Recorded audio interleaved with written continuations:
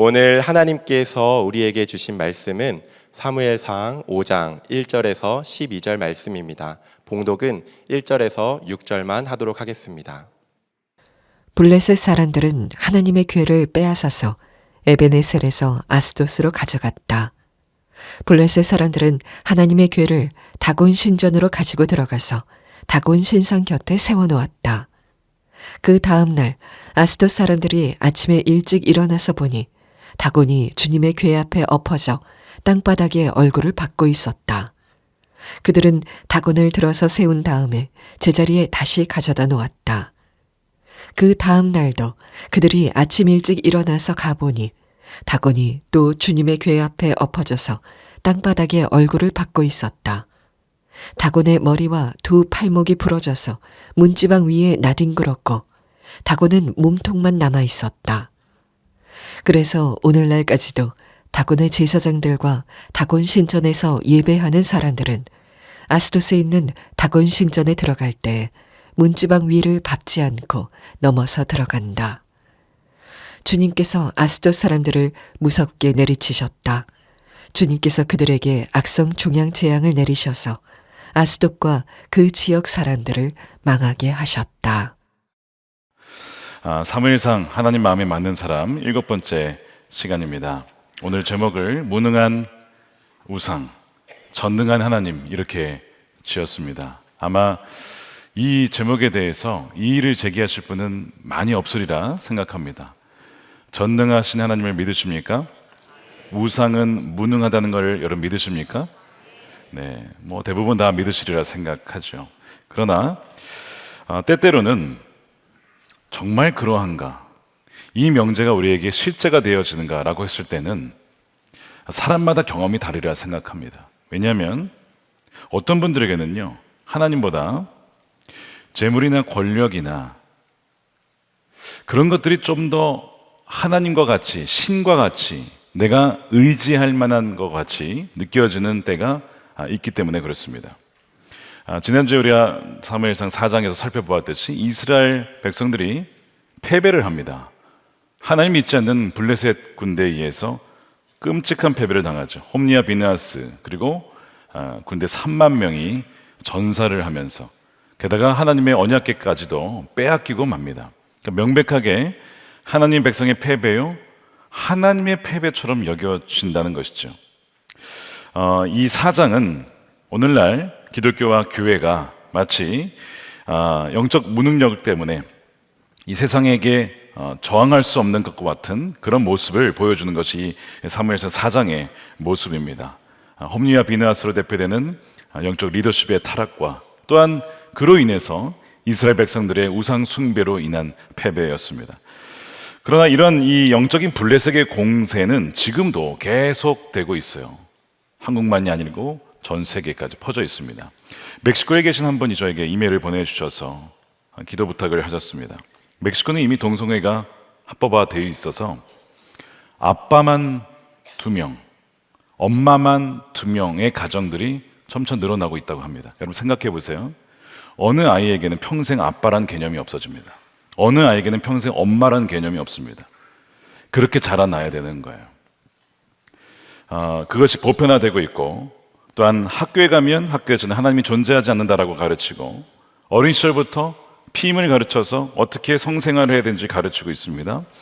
다음 세대 아이들이 세상에서 이리 치이고 저리 치이다가 교회에 옵니다. 한두 시간 예배를 드리고 다시 세상 속으로 돌아가는 그 뒷모습을 바라보는데 그렇게 눈물이 나더래요. 목사님, 왜 이렇게 아이들을 보는데 눈물이 나는 것일까요? 너무 짠한 것이죠.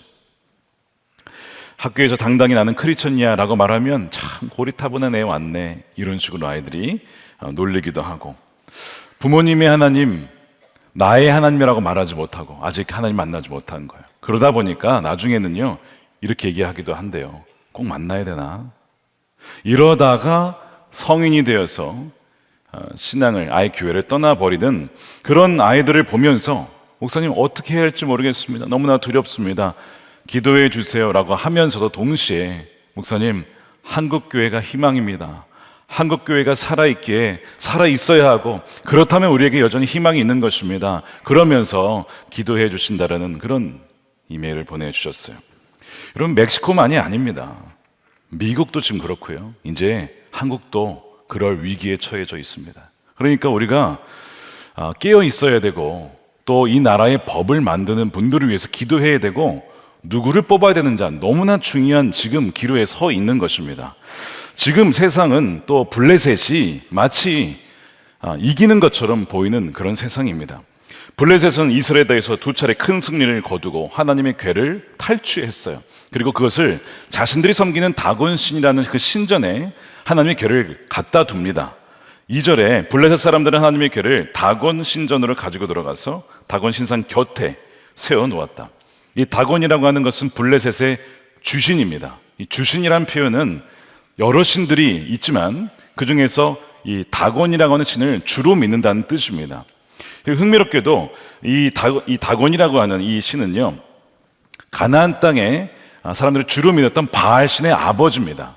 이 블레셋 족속은 외부에서 들어온 족속으로 알려져 있어서 가나안 땅에 왔더니 주로 바알 신을 믿더라는 거야. 그러면 바알 신의 아버지인 우린 다곤 신을 믿겠다.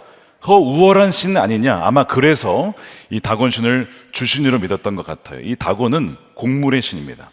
그러니까 농사를 지으면 그래서 열매 맺게 하는 신이 다곤이다. 그래서 우리는 다곤을 섬겨야 된다. 그랬던 거예요. 바로 풍요와 번영을 원했던 것입니다. 흥미로운 것은 이들이 이 언약궤를 가져다가 파괴시키지 않고 그냥 그 신전에 갖다 두었다는 점입니다. 왜 그랬을까요? 이 야훼라는 신도 유용할 수 있다, 쓸모가 있을 것 같다라고 해서 거기 갖다 둔 겁니다. 왜요? 다 신론자들이니까요. 이들이 소문을 들었어요. 애굽에서 나올 때 야훼라고 하는 신이 당신의 백성들을 건졌다, 광야도 지나게 오셨다, 여리고 성도 무너뜨렸다. 이 소문을 듣고 이 야훼라는 신도 꽤 쓸만한 신이다라고 생각을 했던 것이죠. 그 당시에 이 가나안 땅에는 다신론, 여러 신들을 섬기는 문화가 있었습니다. 이와 달리 일신론이라는 개념이 있죠. 일신론은 여러 신들이 있지만 그 중에 하나의 신만 섬기겠다. 이것이 일신론인데, 이 이스라엘 백성들은 일신론이 아니었습니다. 뭐죠? 유일신론이었습니다. 유일신론은 뭐가 다르냐면 다른 신은 없다는 거예요. 하나님만이 참된 신이다. 유일한 신이시다. 바로 그 하나님을 이스라엘 백성들이 믿었거든요. 그러나 문제가 무엇이냐면 입술로는 하나님만을 섬기겠다고 하지만 마음으로는 이들이 가나안 땅 가보니까 너무 멋진 우상들이 많아, 신들이 많은 거예요. 바알도 섬기고 아스타롯도 섬기고, 너무 잘 사니까 여기에서 살려면 이 우상들을 섬겨야 되나 보다.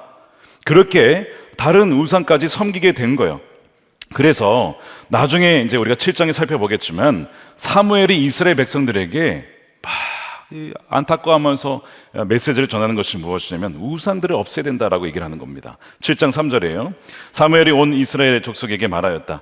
여러분이 온전한 마음으로 주님께 돌아오려거든 이방의 신들과 아스타롯 여신상들을 없애버리고 주님께만 마음을 두고 그분만을 섬기십시오. 그러면 주님께서 여러분을 블레셋 사람의 손에서 건져 주실 것입니다.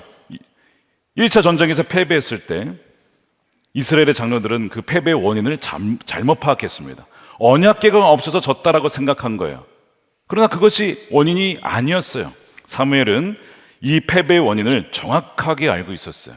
그 당시 아무 말을 하지 않았잖아요.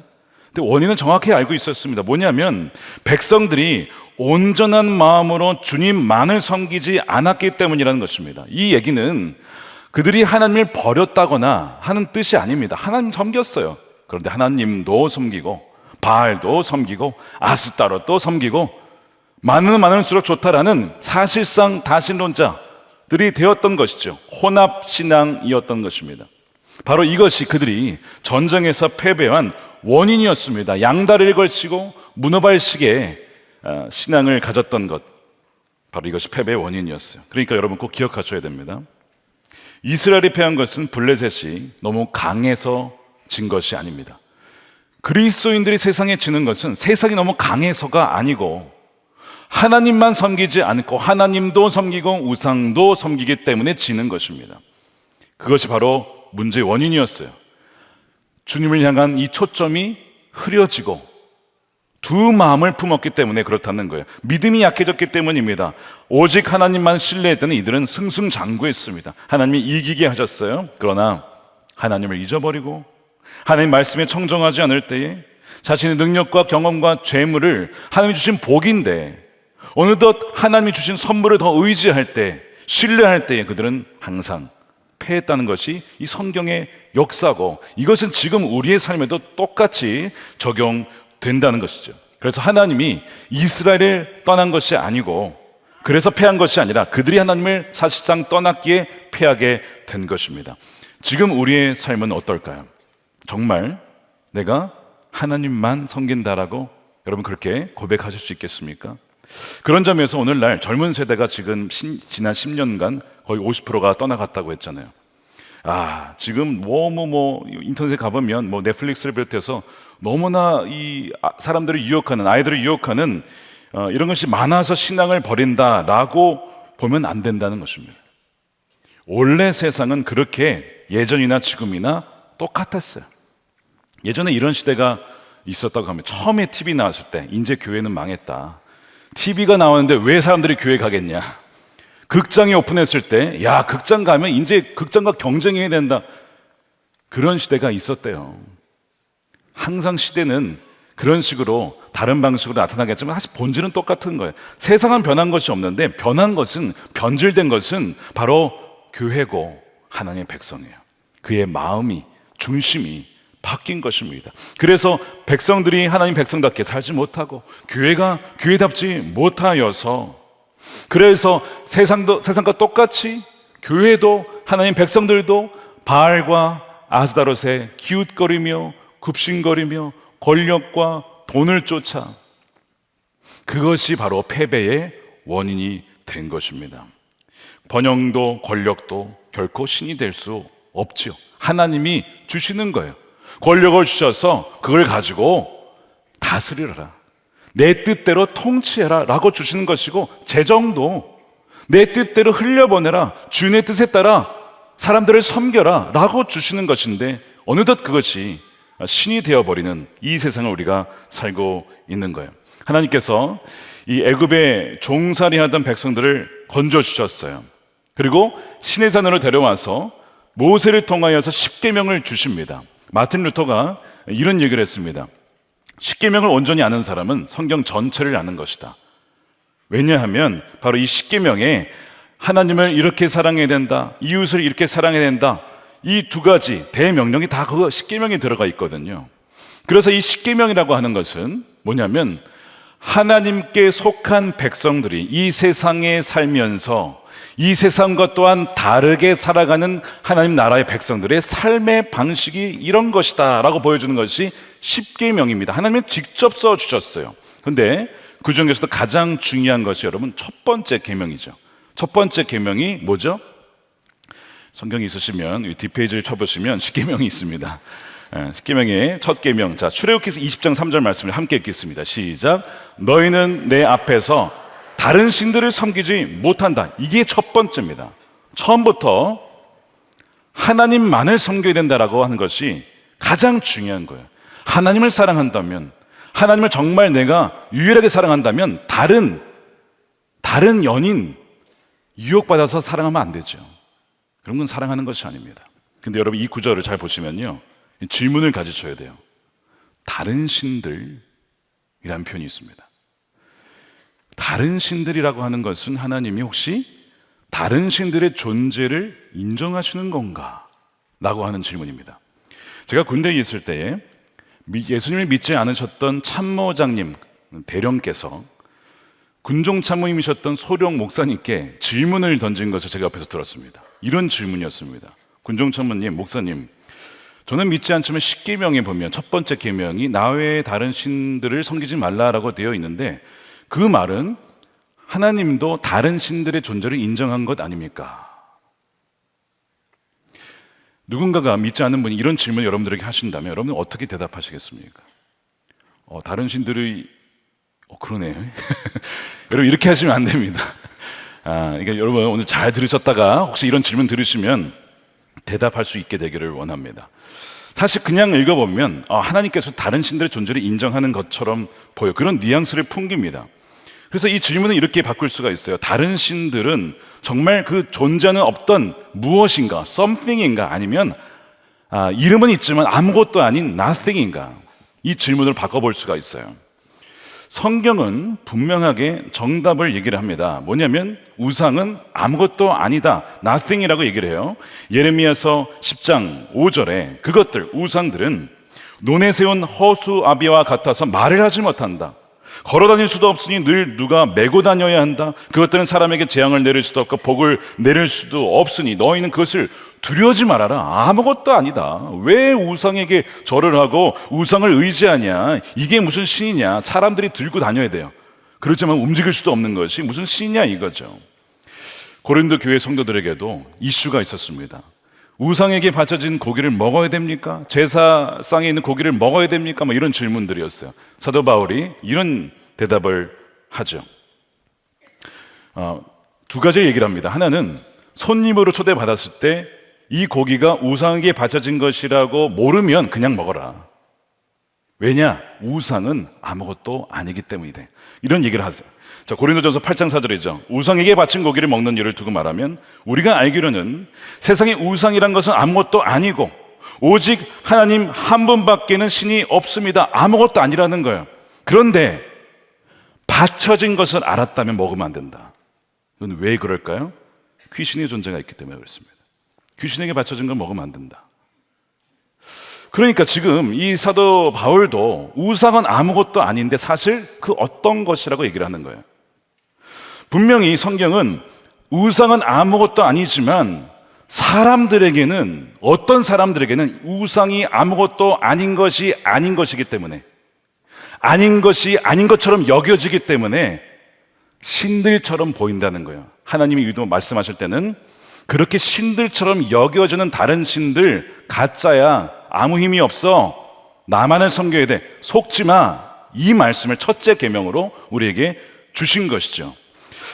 그러나 많은 이들에게는 여전히 그것이 뭔가 something처럼 느껴지기 때문에 거기에 굽신거리는 거예요. 지난 주간에 추천 일기에 보니까 어떤 분이 5천만 원이 필요해서 참 어려웠던 이야기를 쓰셨어요. 결론적으로 해피엔딩이 되었는데, 누군가에게 5천만 원은 아무것도 아니죠.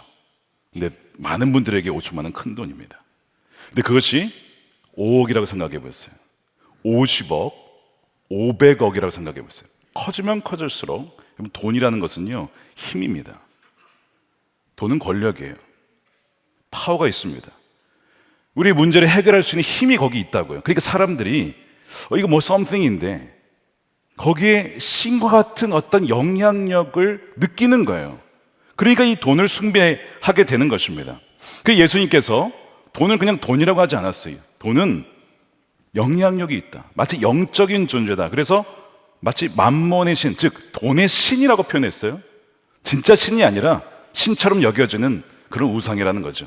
그러니까 너희가 선택해야 되는, 두 주는 섬길 수 없다. 하나님을 섬길 것이냐, 돈의 신을 섬길 것이냐. 너희가 하나님을 정말 섬기면 그 돈은 너희의 주인이 아니라 종이 될 것이다. 그러나 너희가 하나님을 떠나서 돈을 섬기게 되면 그 돈은 너희를 섬기는 것이 아니라 너희를 지배하게 될 것이다. 너희는 돈의 종이 될 거야. 경고를 하신 거예요. 그러니까 이런 돈의 존재도 우리에게 우상으로 다가옵니다. 신처럼 다가와요. 종종 금요 성령 집회 때 외부에서 기도받으러 오신 분들이 계십니다. 몸이 아프시거나 여러 가지 일 때문에 기도받으러 오시는데 종종 이런 최근에 일들이 있었어요. 너무 기도하다가 몸이 낫지 않으니까 또 여러 가지 좀 안 좋은 일이 터지니까 이런 생각이 들었대요. 구술해야 되나? 믿는 분이에요. 근데 구술 받아야 되나? 왜? 뭔가 어떤 그 다른 세력에 의해서 이게 혹시 내가 자유함을 얻을 수 있을까라고 하는 그런 느낌을 받으니까, 누가 그렇다 카더라 통신을 가지고 얘기를 하니까 그런가, 그런 유혹을 받았다는 거예요. 제가 분명히 얘기했습니다. 주 예수 그리스도의 그 권세 앞에 모든 악한 귀신 다 떠나갑니다. 헛된 귀신에 절해서는 안 됩니다. 사울처럼 나중에 무당을 찾아가서 하는 그런 일은 절대 하시면 안 됩니다. 최근에 귀신이 떠나간 일들이 있었어요. 주 예수 그리스도의 권세 앞에 모든 악한 것은 다 떠나게 되어 있습니다. 여러분, 하나님만 섬기십시오. 하나님만 따라가십시오. 그래서 하나님께서 애굽에 살던 백성들을 건지시면서 그냥 데리고 나면 되잖아요. 그냥 나오지 않으셨어요. 10가지 재앙을 내리십니다. 왜 10가지 재앙을 내리셨습니까? 이스라엘 백성들이 애굽에 살면서 이 애굽이라는 나라가 너무 강력한 거예요. 초강대국이에요. 나라 중에 이길 나라가 없어요. 군사력 엄청 강하죠. 농사가 얼마나 잘 되는지 풍족하죠. 나일강이 있습니다. 물이 부족함이 없죠. 야, 이 나라를 통치하는 어떤 신이 그렇게 강력한가 보다라고 하는 느낌을 히브리 민족들이 받았던 것입니다. 그래서 하나님께서 그들을 데리고 나오실 때에 너희들 그렇게 느끼냐? 너 정말 그렇게 너희들 생각해? 애굽의 신들이 아무것도 아닌 것을 내가 보여줄게 하면서 하나하나씩 애굽의 신들을 치기 시작하는, 그게 10가지 재앙이에요. 그러니까 10가지 재앙은 다 뭐와 연결되어 있습니까? 애굽의 거짓 신들과 연결돼서, 예를 들면 태양신, 라신을 섬겼습니다. 태양은 내가 만든 피조물이야. 그래? 한번 보자. 그러더니 어둠을 확 보내시죠. 아무런 힘이 없는 거야. 태양신 뭐해? 자고 있냐? 태양신 뭐 하고 있냐? 생명, 죽음, 오시리스, 뭐 이상한 신을 섬기고 있어요? 아, 생명. 그래, 그렇다고 생각해? 내가 생명의 주권자면 보여줄게. 장자를 치시는 거예요. 이런 식으로 애굽의 신들을 다 무너뜨리시죠. 그 다음에 나온 거예요. 왜 그렇게 하셨을까요? 이스라엘 백성들을 교육시킨 거예요. 누가 참신인지 교육시켰고, 또한 애굽 사람들 대상으로는 선교하신 겁니다. 헛된 우상을 섬기는 이들에게 깨달아라. 나 야훼 하나님이 유일한 참된 신이다 라고 하는 것을 선교하시면서 교육시키면서 데리고 나오셨어요. 이스라엘 백성들이 이제 자유다라고 싶었겠죠? 여러분, 그렇지 않습니다. 자유라고 하는 것은 내 마음대로 사는 게 아니라 그동안 내가 헛된 것을 쫓아 살았구나. 완전 노예의 삶을 살았어요. 그래서 이제는 거짓 주인에서 풀려나서 참된 주인의 말씀을 따라 사는 삶이 참된 자유인입니다. 이 백성들이 그 자유를 이제 누리게 되는 거예요. 그래서 십계명을 주신 거예요. 이 말씀대로 살아가는 것이 진정한 자유의 삶이다. 내가 하고 싶은 대로 산다고 여러분 자유입니까? 그거 하지 못하면 견딜 수 없는 것은 여러분 노예의 삶입니다. 중독의 삶입니다. 그래서 주님은 참된 진리를 통해서 우리를 자유케 하시는 거예요. 근데 오늘 본문에서 오늘 그것을 정확하게 똑같이 반복을 하시는 거예요. 자, 하나님께서 지금 거짓 우상에 대해서 어떤 일을 행하시는지를 5장에서 보여주십니다. 블레셋이 믿는 다곤의 실체가 아무것도 아닌 것을 보여주시는 거예요. 자, 3절에 보니까 그 다음날 아스돗 사람들이 아침에 일찍 일어나서 보니까 다곤이 주님의 교회 앞에 엎어져 땅바닥에 얼굴을 받고 있었다. 그들은 다곤을 들어서 세운 다음에 제자리에 다시 가져다 놓았다. 이 다곤이라는 신이 지금 엎어져서 하나님의 교회 앞에 마치 절하는 것처럼 얼굴을 땅바닥에 쳐박고 있어요. 그러니까 사람들이 놀라는 거예요. 신이시여, 왜 엎드리셨습니까? 우리가 일으켜 드리겠습니다. 신이시여, 누가 사람들이 일으켜 주지 않으면 일어날 수도 없는 신. 여러분, 이거는 코미디입니다.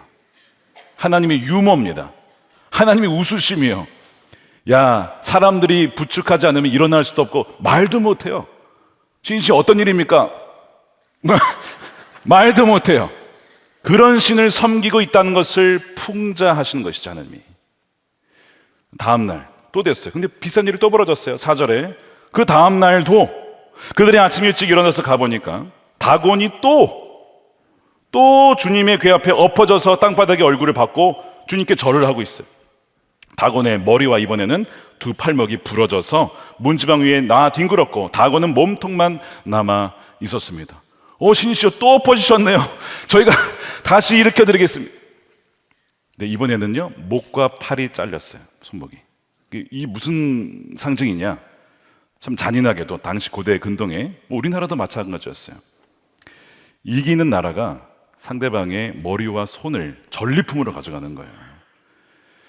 최근에 노량이라는 영화에도 보면 일본 사람들이 나라 수급을 가져가 사는 그런 끔찍한 장면을 보게 되는데, 그러니까 상징적으로 뭘 보여주냐면 하나님께서 우상이 아무것도 아닌 것을 보여주는, 다치신 것입니다. 여러분, 누가 진짜 하나님인지를 분명히 믿으셔야 됩니다. 워낙 이 현대의 사회에 다양한 우상들이 존재해요. 말씀드린 것처럼 풍요와 쾌락과 권력과 명예, 인기, 여러 가지 우상들이 우리를 유혹하기 때문에 여러분, 거기에 절대 속으시면 안 됩니다. 하나님이 지으신 선한 것들인데 어느 순간 그것이 우리의 신이 되어가는, 거기서 정신 차려야 된다는 것을 보여주시는 것이죠. 하나님의 손은 우상을 섬기는 자들을 치십니다. 6절 보세요. 주님께서 아스돗 사람들, 우상 숭배자들이잖아요, 무섭게 내리치셨다. 주님께서 그들에게 악성 종양 재앙을 내리셔서 망하게 하셨다는 거예요. 이 악성 종양이 무엇일까? 쥐를 통해서, 당시에 배를 통해서 해안가에 들어왔던 쥐를 통해서 퍼지는 패스트가 아니었을까 싶은데, 어찌됐든 이 아수 사람들이 이것 때문에 병이 들어서 몸에 막 뭐가 나기도 하고 종양이 나기도 하고 심지어 죽기도 했어요. 그러니까 이 하나님의 괴 때문에 그런 것이구나, 이걸 치워라. 그래서 가드라고 하는 이 골리앗이 출생, 거기 가드잖아요. 가드를 옮겼대. 거기서도 그런 일이 벌어져요. 이걸 치워라, 다른 데로 옮겨라. 그 다음에 에그론이라는 곳에 갔는데 거기서도 또 비슷한 일이 벌어지니까 사람들이 난리가 난 거예요. 그러면서 뭘 알게 되었을까요? 하나님의 어떤 그 위엄을 그들이 느끼게 된 것이죠. 이것은 우상을 숭배하는 이들에 대한 하나님의 심판을 보여준 하나의 그림이에요. 성경에서 말하는 가장 하나님이 미워하시는 죄가 뭘까요? 우상 숭배입니다. 왜냐하면 우상 숭배의 뿌리는 교만이거든요. 하나님이 주권적으로 우리 삶을 통치하신다는 것을 거부하는 것이 우상 숭배예요. 그러니까 그것이 가장 무서운 죄인데 거기에 대한 심판이 있어요. 그걸 보여주는 거예요.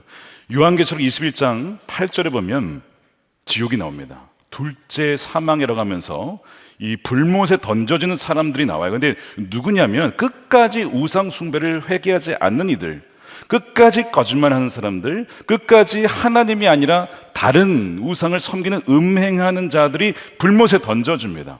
하나님이 중간에 기회를 많이 줬어요. 근데 끝까지 우상 숭배를 회개하지 않는 거예요. 그들은 불못에 던져지는 장면이 거기에 나와요. 그러니까 하나님께서 사실은 이 마지막 심판하기 전에 이들을 살리시기 위해서 하신 일이 뭐냐면 삶을 뒤흔듭니다. 막 이들의 삶을, 그들이 의지했던 우상들을 다 부러뜨리시는 거예요. 망가뜨리시는 거예요.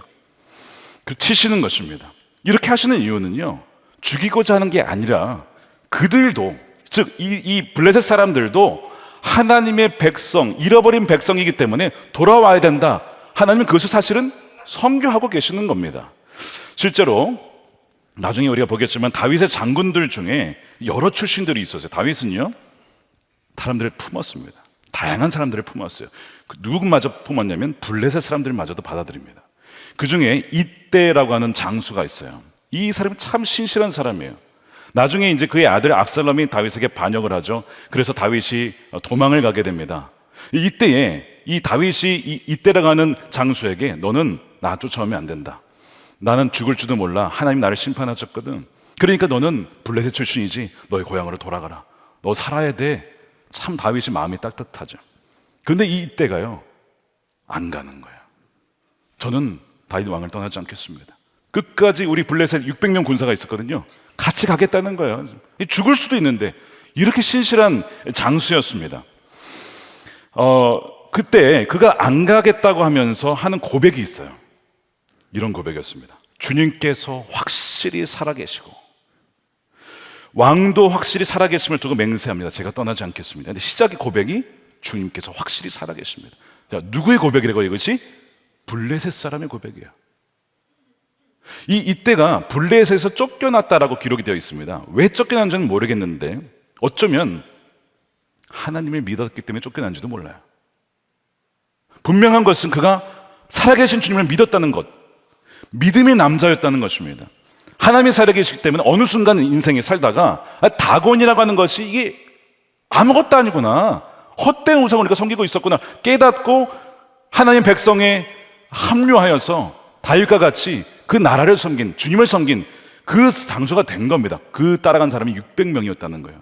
블레셋이 회심하여 사람들이 하나님의 군대가 되었다면요, 여러분 누구든 바뀔 수가 있어요. 우상을 숭배한 사람들, 하나님을 떠나서 사는 사람들 있습니까?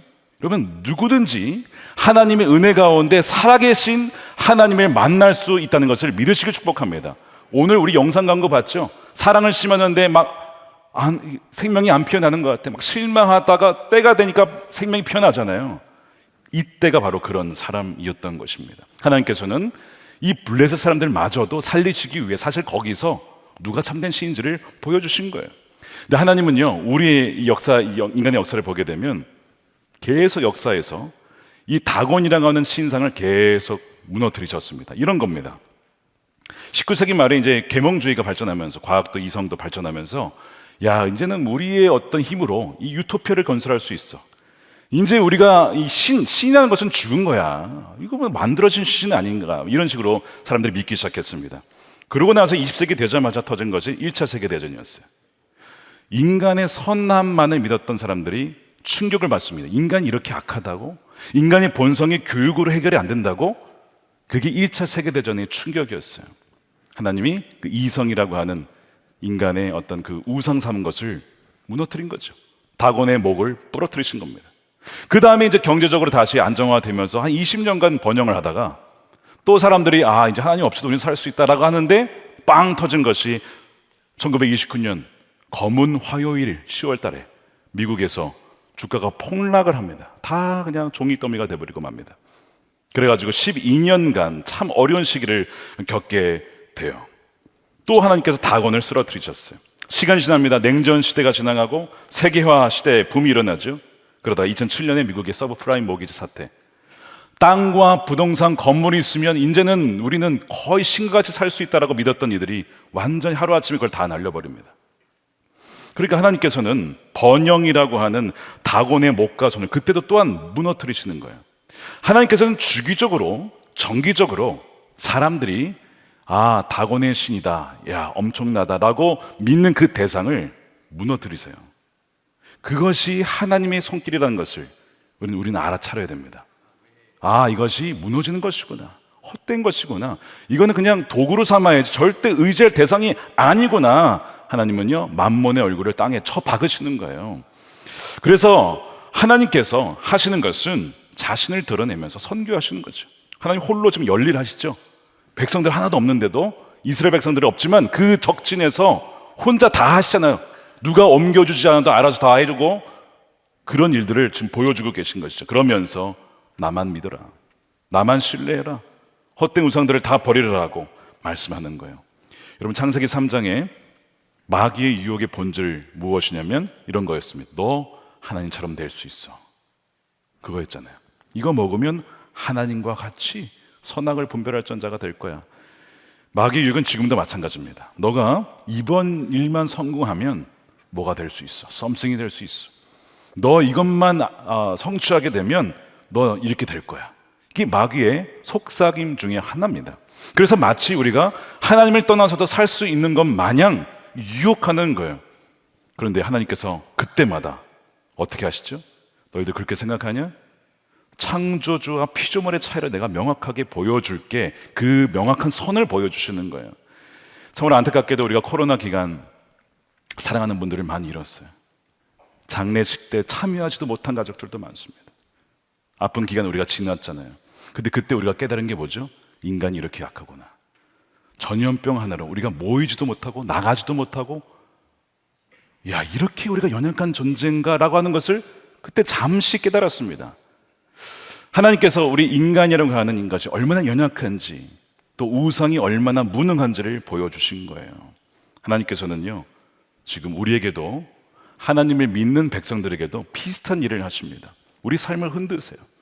우리가 언제 하나님을 믿는다고 하지만 사실상 혼합주의 신앙으로 하나님보다 다른 것을 더 의지할 때마다 하나님은 우리 삶을 뒤흔드시고 계획을 어그러뜨리기도 하시고, 때로는 중단되게 하시고, 더 이상 진행되지 못하게도 하시고.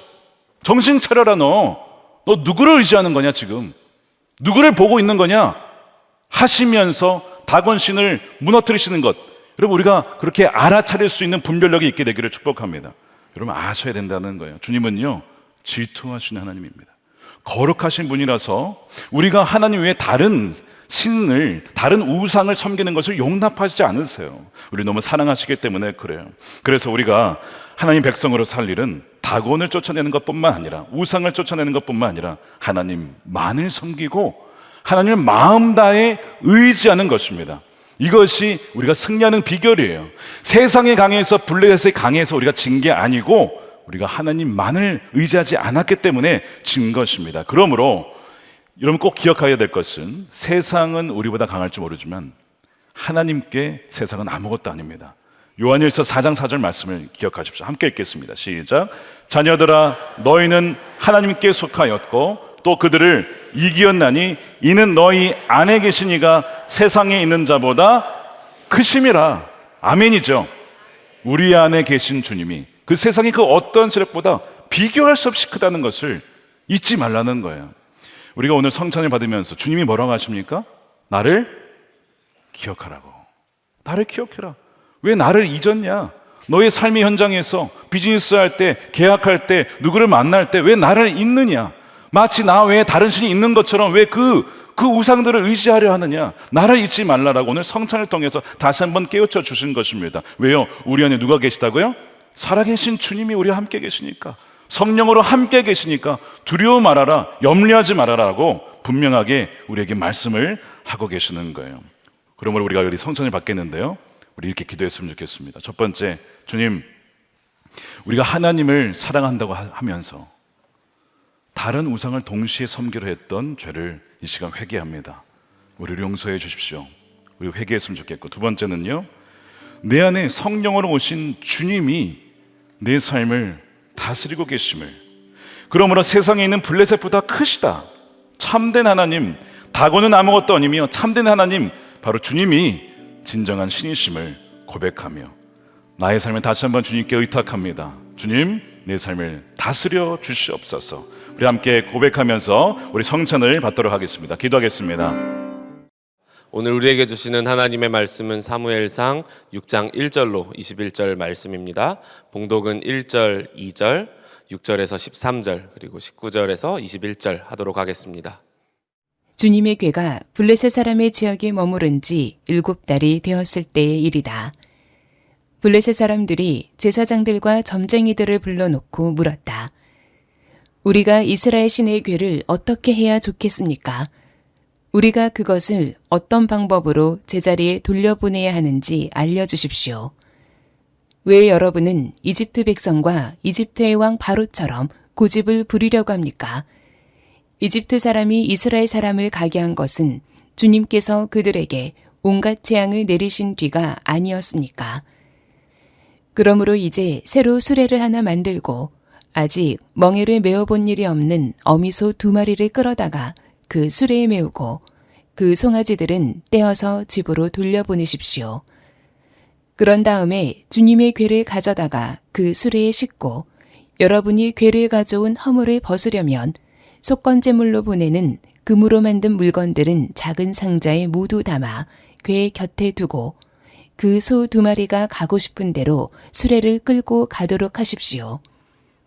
두고 보다가 그 소가 그 궤가 본래 있던 지역인 벳세메스로 올라가면 이렇게 큰 재앙은 그분이 직접 우리에게 내린 것입니다.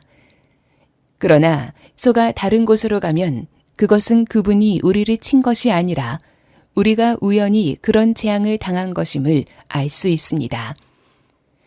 그래서 사람들은 시키는 대로 새끼에게 젖을 빨리는 암소 2마리를 끌어다가 수레를 메우고 그 송아지들은 우리에 가두었다.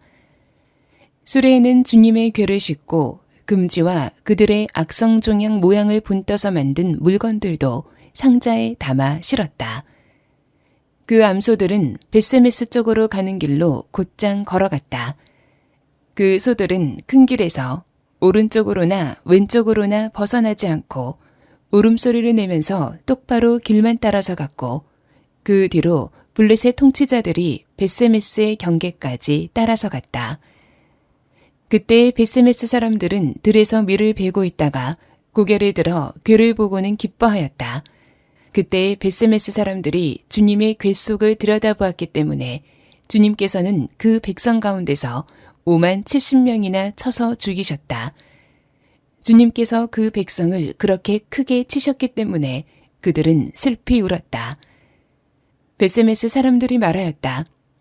이렇게 거룩하신 주 하나님을 누가 감히 모실 수 있겠는가? 이 궤를 어디로 보내어 우리에게서 떠나가게 할까? 그들은 기럇야아림 주민들에게 전령들을 보내어 블레셋 사람들이 주님의 궤를 돌려보냈으니 내려와서 가지고 가라고 하였다.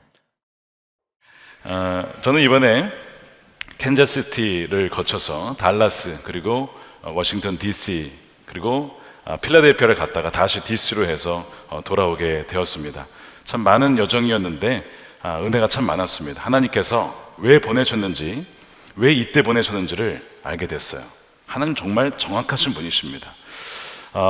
구체적인 이야기들을 이제 화요 중보기도회 때 우리 중보기도 팀이 함께 갔기 때문에 이야기를 나눌 수 있는 시간이 있을 것이라 생각합니다. 특별히 우리 중보기도 팀이 해외 아웃리치를 가서 워싱턴 DC에서 백악관에서 또한 연방 대법원, 또 국회의사당 앞에서 정말 이제 대선을 앞두고 한국에서도 중요한 관계가 있기 때문에 미국 대선과 또한 동성애 이슈를 비롯해서 마약이 아주 심각합니다. 마약 중독 거리들을 우리 팀들이 걸으면서 기도했습니다. 그 모든 간증들을 나중에 또한 나눌 수 있게 되리라 싶습니다. 저는 이제 말씀을 준비하고 또 미국 일정을 보면서 오늘 주신 말씀 중에 여러 중요한 구절들이 있지만 그 중에 2절 말씀에 주목하게 되었습니다. 블레셋 사람들이 제사장들과 점쟁이들을 불러놓고 물었다. 우리가 이스라엘 신의 괴를 어떻게 해야 좋겠습니까? 우리가 그것을 어떤 방법으로 제자리에 돌려보내야 하는지 알려주십시오. 하나님의 말씀을 제자리에 돌려놓을 수 있도록 어떻게 할 수 있는지를 알려달라. 이것은 그냥 블레셋 사람들이 이 하나님이 언났기 때문에 재앙을 당했기 때문에 그냥 제자리로 돌려보내달라 이런 얘기인데, 저는 이 말씀이 이렇게 들렸습니다. 우리의 삶에 지금 하나님의 말씀이 제대로 세워져 있지 않고 중심이 되고 있지 않은데 어떻게 하면 하나님의 말씀이 우리 삶의 중심이 되어서 우리가 주의 말씀대로 살아갈 수 있겠습니까? 이런 말씀으로 들리게 되었어요. 과연 우리 삶에는 말씀이 제자리에 있습니까? 근데 이 질문과 함께 지난 2주간의 미국 여정이 함께 흘러갔습니다. 이 블레셋 진영이 일어났던 재앙의 시작은 원래는 언제부터 시작됐냐면 이스라엘 백성들이 전쟁터에 언약궤를 가지고 오면서 시작이 됐죠. 전쟁에 진 이유가 하나님의 언약궤가 없어서이다 라고 생각을 해서 언약궤를 가져왔지만 더 큰 패배를 당하고 맙니다. 그들의 전쟁에서 진 것은 단지 언약궤가 없어서가 아니고 그들이 하나님을 경외하지 않고 하나님의 말씀대로 살지 않았기 때문에 나오는 결과가 전쟁의 패배였습니다. 다시 말해 하나님이 그들의 삶 가운데 그 중심에 계시지 않았기 때문에 그런 일이 벌어졌던 것인 것이죠. 성경이 진단하는 우리 인간의 불행의 중심에는 뭐가 있냐면 우리와 하나님과의 관계가 끊어진 것에 있습니다. 우리가 주님과의 관계가 끊어지고 또한 하나님과 멀어졌을 때, 또 하나님 말씀에 불순종하였을 때, 바로 이 모든 것이 우리 삶에 벌어지는 재앙의 근본적인 원인이라는 것이죠. 아담이 하나님이 말씀하셨을 때 이 선과 악을 알게 하는 열매를 먹지 말아라 라고 말씀하셨지만 그것을 어기고 따먹었습니다. 결국에는 하나님과의 관계가 끊어지게 되고 아담은 숨게 되죠. 그때 하나님이 묻습니다. 아담아, 너가 지금 어디에 있느냐? 아담아, 너가 지금 어디에 있느냐? 왜 나의 말씀에서 벗어나 숨어 있느냐라고 물으십니다. 동일한 질문을 하나님이 우리에게 하실 수 있어요. 지금 우리 삶에 하나님께서 너가 지금 어디에 있느냐? 내 말씀이 너의 삶 가운데 중심을 차지하고 있느냐? 아니면 그냥 격가지로 옵션으로 그렇게 남겨져 있느냐? 주님은 우리에게 물으실 수 있는 것이죠. 하나님의 말씀을 제자리에 두지 않고 하나님의 말씀대로 살아가지 않는 것은 시대별로 계속 있어 왔던 일들이었고 지금도 벌어지는 일입니다. 제가 이제 집회를 인도했던 교회가 달라스 중앙교회라고 하는 곳인데 거기에 갔다가 한 목사님으로부터 이런 소식을 들었어요. 이번 4월 말부터 5월 3일까지 연합감리교회 총회가 열린다는 겁니다. 바로 노스캐롤라이나 샬럿에서 열리게 되는데 뭐가 중요한 일이 벌어지냐면 마지막 날에 이 감리교회 교리와 장정, 연합감리교회 교리와 장정에 대한 개정 투표가 있다는 겁니다. 이 장정이라고 하는 것은 교회법입니다. 교단법이에요. 그 장정 안에 보면 우리가 그리스도인으로서 어떻게 살아가야 되는가에 대한 지침이 거기 담겨져 있어요. 예를 들어서 결혼이라고 하는 것은 한 남자와 여성의 결합입니다. 이런 정의도 거기에 나와 있습니다. 문제는 무엇이냐면 이번에 장정 개정을 통해서 그걸 바꾸려고 한다는 거예요. 어떻게 해요? 두 성인의 결합으로. 이게 교단에서 벌어지는 일입니다. 아직 바꾼 건 아닙니다. 그런데 이번에 바뀌게 될 가능성이 높다는 거예요. 왜 그러냐면 지금까지는 그렇게 바꾸려고 했던 시도들이 있었지만 하나님의 사람들을 통해서 그것을 바꾸지 않도록 막았는데 아시다시피 동성애 이슈 때문에 이제는 글로벌 감리교회가 나오게 되었고, 혹은 교단을 탈퇴한 사람들이 생기면서 더 이상 그 장정을 지켜낼 수 있는 사람들이 남아있지 않게 되었다. 그래서 이제는 장정을 바꾸려고 하면 바꿀 수가 있게 되었다는 거예요. 그러니까 5월 3일의 결과가 어떻게 될지 참 궁금한데, 그것을 바꾸게 되는 그 기관이 어디냐면 바로 저희가 이번에 중보기도팀이 가려고 예정되었던 연방대법원 바로 옆에 있는 거예요. 거기에 그 연합감리교회 General Board of Church and Society라는 빌딩이 있어요. 거기에서 장정 개정안을 만들어서 제출을 한다는 겁니다. 저희가 이번에 백악관을 갔다가 국회의사당을 갔다가 연방대법원 2015년에 동성애 합헌을 했던 그 곳 앞에서 기도를 하고, 또한 바로 그 옆에 있는 그 Church and Society 연합감리교회 빌딩에서 기도를 했어요. 너무나 마음이 아팠습니다. 하나님의 말씀을 제자리에 두고 지켜내야 될 교회와 교단이 이제는 앞장서서 세상의 변화와 흐름에 발맞추어서 결혼의 정의를 바꾸려고 한다는 이 사실에 얼마나 마음이 아팠는지, 저희가 그 중보기도팀이 그 앞에 모여서 기도를 하는데 날이 굉장히 추웠습니다. 추웠지만 눈물이 정말 마르지가 않는 거예요. 어떻게 이런 일이 벌어질 수 있을까? 하나님의 사람들을 통해서 일이 일어나지 않도록 막아주십시오. 깨어있는 자들을 일으켜 주십시오. 그런 기도를 하고 돌아왔어요. 이제는 교회마저도 하나님의 말씀보다 사람의 경험이 많다면 그 경험을 말씀의 그 위에 두는 시대가 되어버리고 말았다는 것입니다. 제가 달라스 집회를 마치고 주일날 오후 4시에 미국의 한 교회를 방문하게 되었습니다. 왜 가게 되었냐면 청장년들이 많이 모이는 교회라고, 그래서 도대체 어떤 은혜가 있길래 그런가 궁금해서 예배에 참석을 하게 되었습니다. 미국 교회가 많이 약해졌다고는 하지만 여러분, 그렇지 않습니다. 성장하고 부흥하는 교회는 계속 성장합니다. 그 교회 갔더니요, 예배를 1시간 반을 드리는데 예배와 또한 그 찬양, 말씀, 성찬을 포함해서 정말 물 흐르듯이 너무나 은혜 가운데 1시간 반이 그냥 훌딱 지나갔어요. 그러면서 알게 된 것은 하나님의 임재가 있구나. 또한 동시에 정말 청년들이 하나님의 말씀을 사모하는구나. 그것이 굉장히 놀라웠습니다. 미국에도 계속 성장하는 교회가 있구나. 그러면서 알게 된 것이, 그 교회가 몇 년 전에 교회 홈페이지에 이 LGBTQ 이슈에 대한 입장을 전하는 어떤 내용을 거기에 올렸습니다. 이런 거예요. 교회는 시대의 변화에 따라 성경이 말하는 것을 바꾸어서는 안 됩니다. 이런 내용이었어요. 그러면서 하나님이 정하신 결혼은 한 남자와 여자의 평생의 결합입니다. 성과 생물학적 성별과 결혼에 대한 하나님의 설계를 받아들이고 그 안에서 살아가는 사람들은 하나님의 선하신 설계의 축복을 경험할 것이고, 그러나 그것을 변경하고 수정하려는 결정은 인간의 타락의 일부이며 절망입니다. 결론적으로 우리는 성경이 진리라고 말하는 것을 굳게 붙잡아야 합니다. 진리는 시대와 문화의 시험을 견디며 하나님의 백성은 모든 시대와 문화 속에서 그분과 함께 가야 합니다. 이런 내용을 홈페이지에 올렸어요. 어떻게 되었을까요? 3,000명이 교회를 떠났습니다. 자, 지금 틀린 말이 있습니까? 없죠. 성경이 말하고 있는 말 그대로 교회는 전한 것 뿐입니다. 근데 그것 때문에 3,000명이 교회를 떠났어요. 어마어마한 대가를 치른 거예요.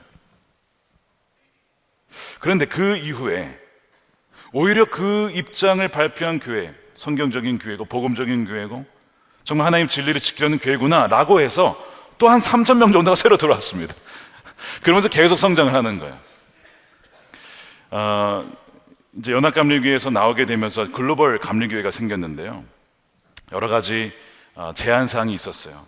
교회 빌딩과 재산을 가지고 나가지 못하게 하려고 법적 제한을 걸어놨습니다. 나가려면 교회 재산의 50%를 내고 나가라, 아니면 분담금의 2년치를 내라, 이런 식으로 해가지고요, 제가 갔다 왔던 달라스 중앙교회도 17만 불을 냈고, 적은 겁니다. 뉴저지에 있는 교회는 170만 불을 내고 나왔어요. 우리로 하면 거의 20억이죠. 30억, 40억을 미국 교회 중에서는요 100억 가까이 내고 나온 교회도 있습니다. 뭐 하려고요? 하나님의 말씀을 지켜내려고. 여러분, 지금 치열한 전쟁이 벌어지고 있어요. 하나님의 말씀을 제자리에 두고 지키기 위해서 엄청난 대가를 치르면서 그렇게 신앙생활을 하고 있습니다.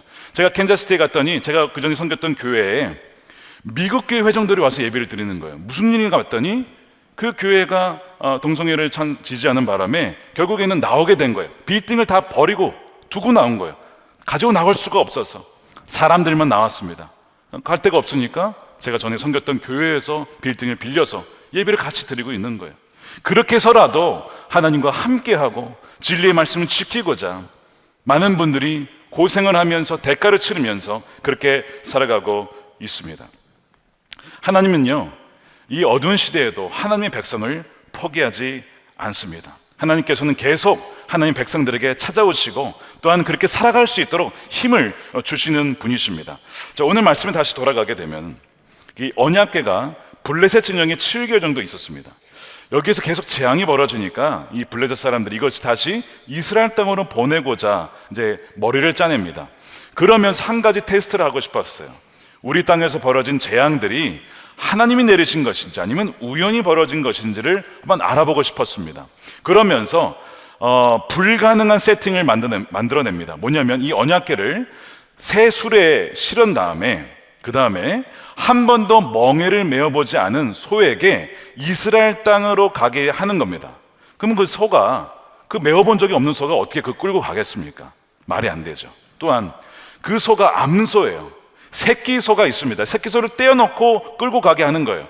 그러면 이 암소가 새끼 소를 두고 가겠습니까? 안 가죠. 그러니까 갈 수 없는 세팅들을 다 만들어 놓고, 그럼에도 불구하고 이 소들이 수레를 끌어서 그 언약궤를 이스라엘 땅으로 끌고 가면 이거는 하나님이 우리 땅에 재앙을 내린 것이 맞다, 이렇게 생각을 해요. 모든 것을 다 세팅한 다음에 실제로 두 암소가 한 번도 메어보지 않은 수레를 메고 어디로 가냐면 이스라엘 땅으로 뚜벅뚜벅 걸어갑니다. 그것이 12절이에요. 암소들은 벳세메스 쪽 이스라엘 진영입니다. 쪽으로 가는 길로 곧장 걸어갔다.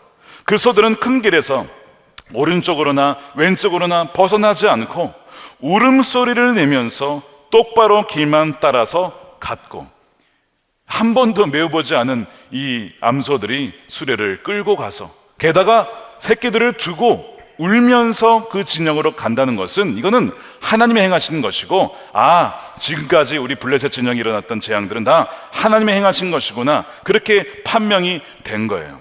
자, 이 암소들을 한번 보시기 바랍니다.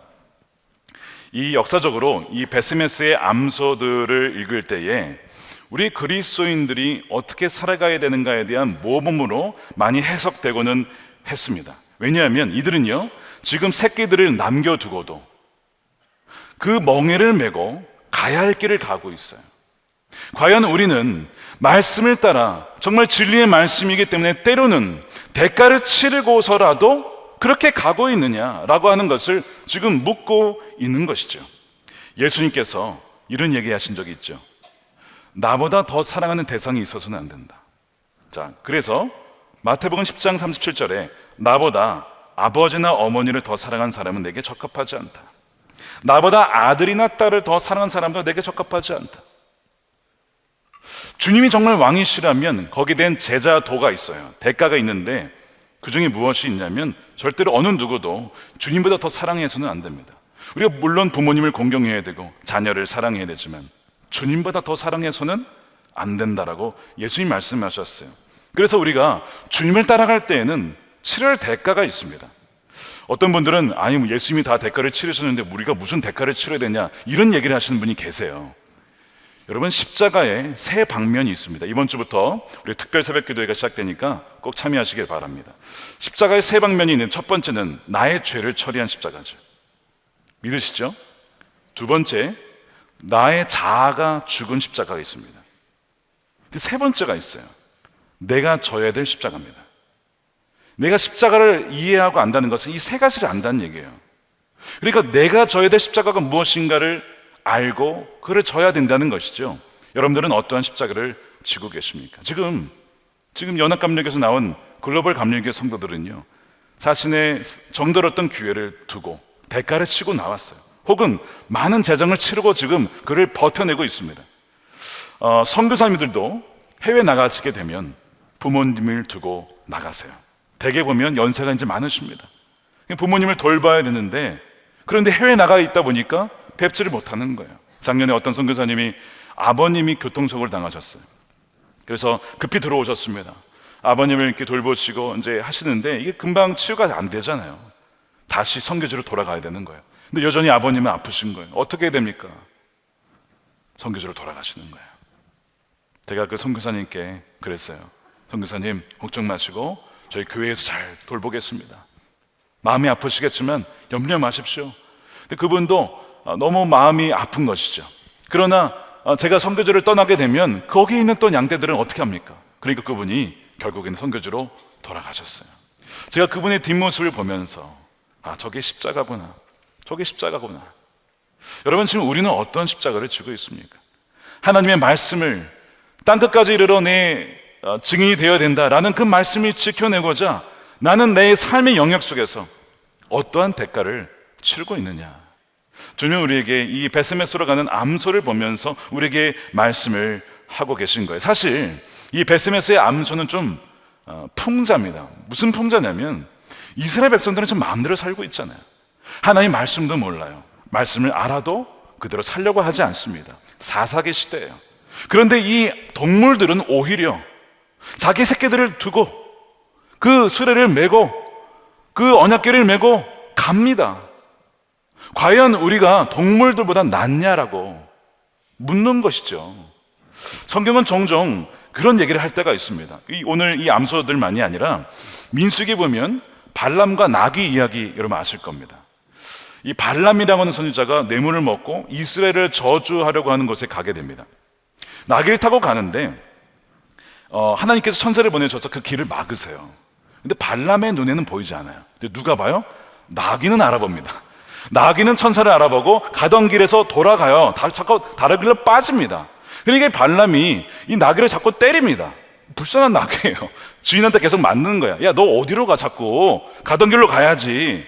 나귀는 왜 돌아서는 거예요? 주님의 천사가 막고 있으니까. 가지 말아야 될 길이라고, 가면 안 된다라고 나귀가 알고 지금 돌아섰는데 발람은 그것도 모르고 계속 나귀만 혼내는 거예요. 3번이나 이런 일이 벌어집니다. 나중에 천사가 나타나죠. 그러면서 발람 선지자를 꾸짖습니다. 민수기 22장에 주님의 천사가 그에게 물었다. 너는 왜 너의 나귀를 이렇게 3번씩이나 때리냐? 너가 가서는 안 될 길이기에 너를 막으려고 내가 온 거야. 나귀는 나를 봤다. 너는 왜 나를 보지 못하냐? 여러분, 동물이요 사람보다 날 때가 있어요. 여러분, 개를 키워보신 분은 아시죠? 충성스럽잖아요. 주인에게 배반다리지 않잖아요. 동물이 훨씬 날 때가 있다니까요. 나에게서 3번이나 비껴섰다 이거예요. 이 나귀는요. 그런데 너는 왜 알지 못하느냐? 하나님이 어떤 분이시냐면 우리가 잘못된 길로 가면요 천사를 보내시고 동물들을 통해서 어떤 환경을 통해서 우리가 그 길을 가지 않도록 막으신다는 거예요. 그런 분이십니다. 근데 우리는요 그것도 몰라요. 그것도 모르고 고집 부리면서 하나님 막으셔도 어떻게 해서든 그 길을 뚫고 가려고 온갖 방법을 다 쓴다는 거예요. 얼마나 무지한 백성입니까? 얼마나 무지한 백성입니까? 우리가 오늘 이 자리에 모인 것도 왜 그런 것이죠? 하나님, 우리가 정말 주님이 기뻐하시는 길로 가기 위해서 어떻게 해야 됩니까? 주님을 더 알기를 원합니다. 그리고 주의 말씀을 알기를 원합니다. 우리가 예배하는 이유가 우리의 삶에 있어서 잘못된 길로 가다가도 다시 0점 조정하기 위해서 우리가 예배에 모인 거거든요. 그럼을 통해서 다시 세상 속으로 나아가서 하나님 기뻐하시는 길로 나아갈 수 있도록 결정하고 선택하고 가기 위해서 우리가 이 자리에 모인 것이잖아요. 하나님은 계속해서 하나님 백성들에게 다가오신다는 거예요. 결국 이 하나님의 이 궤가 암소들을 통해서 이 벳세메스로 갑니다. 이스라엘 땅으로 가요. 결국에는 하나님께서 이 블레셋 땅에 재앙을 내렸던 것임이 이제 판명이 된 것이죠. 이 벳세메라는 지역은 벳세메스라고 하는 지역은 어떤 지역이냐면 여호수아서 21장에 보게 되면 이 레위인들에게 준 성읍입니다. 즉 여기 사는 사람들은 다 레위인들이에요. 자, 그럼 레위인들이면 말씀을 잘 알고 있겠죠. 여호와의 궤가 오면 어떻게 됩니까? 제사장들을 세운 다음에 사람들이 접근하지 못하도록 하고 이렇게 지켰어야 합니다. 왜냐하면 하나님의 궤를 들여보다 보면 죽어요. 죄 있는 자가 하나님 앞에 서게 되면요 죽음입니다. 죄의 삭은 사망이기 때문에. 그래서 그렇게 지켰어야 했는데 그런 게 없어요. 그런 것도 없고 지키는 사람도 없고, 그러다 보니까 사람들이 와가지고 야 하나님의 궤래, 야 신기하다고 궤를 열어서 뚜껑을 받다가 많은 사람이 거기서 죽습니다. 자, 이것이 보여주는 것은 여러 가지가 있는데 거룩하신 하나님 앞에 죄를 가지고 갈 수 없다는 거예요. 첫 번째 그걸 말하고 있어요. 동시에 우리가 하나님 앞에 스스로 갈 수 없기 때문에 하나님께서는 어떻게 하셨습니까? 그분의 아들 예수 그리스도를 우리에게 보내신 것이죠. 오늘 우리가 무슨 주일이에요? 종료주일. 예수님이 왜 예루살렘에 입성하셨습니까? 우리를 위해서 대신 죽으시려고. 그래서 우리 대신 죄를 치르시고 우리가 하나님과의 관계에 회복할 수 있도록 하기 위해서 예루살렘에 입성하신 것이잖아요. 하나님은 계속 우리에게 다가오시죠. 우리에게 계속 그 관계를 회복하시고자 은혜를 베푸시는 하나님이십니다. 그런데 사람들은요, 하나님 말씀을 알지 못한 채 그냥 자기가 믿고 싶은 대로 믿고 내가 하고 싶은 대로 하나님을 섬기는 그런 백성들이에요. 말씀을 지키고자 치르는 대가도 있지만 말씀대로 살지 않음으로써 치러야 되는 대가도 있다는 것이죠. 여러분, 어떤 대가를 치르시겠습니까? 당연히 말씀대로 살아가기 위해 치러야 될 대가를 치르는 여러분들이 되시기를 축복합니다. 오늘 말씀에 보면요, 이 사사기 시대의 레위인들조차도 하나님의 말씀을 잘 몰라요. 자기가 싶은 대로 살고 싶은 대로 살아갑니다. 그러다 보니까 어떻게 하냐면 이 하나님을 자꾸 거부하게 되는 거예요. 자, 그것이 20절이에요. 베스메스 사람들이 말하였다. 이렇게 거룩하신 주 하나님을 누가 감히 모실 수 있겠는가? 이 괴를 어디로 보내어서 우리에게서 떠나가게 할까? 여러분, 6장을 잘 읽어보시면 두 가지 움직임이 있어요. 하나는 하나님 백성들이 자꾸 하나님 말씀을 밀어냅니다. 자꾸 떠나보내게 해요. 하나님 말씀대로 살기 어려워. 이 거룩하신 하나님 그 기준에 우리가 어떻게 맞춰 살아갈 수 있어? 그러니까 말씀을 바꾸자, 변경시키자. 세상 사람들이 이해할 수 있게, 좀 더 받아들일 수 있게 좀 바꿔버리자. 이 동성애 시대에 동성애자들도 말씀을 믿을 수 있도록 두 성인의 결합으로 정의를 바꿔버리자. 이런 식으로 자꾸 하나님을 밀어냅니다. 그런데 하나님은 또 어떻게 해요? 그럼에도 불구하고 계속 하나님 백성들에게 찾아오시는 거야. 베스메스의 암소들을 통해서 말씀으로 찾아오시고, 또한 종료주의를 통해서 예루살렘에 입성하시면서 예수님이 우리에게 다가오시잖아요. 끊임없이 그 백성들을 포기하지 아니하는 하나님의 열심을 오늘 본문을 통해서 여러분 우리가 알아야 된다는 거예요. 다시 베스메스의 암소들을 보겠습니다. 오늘 본문의 주인공은 이 암소들이 아닙니다.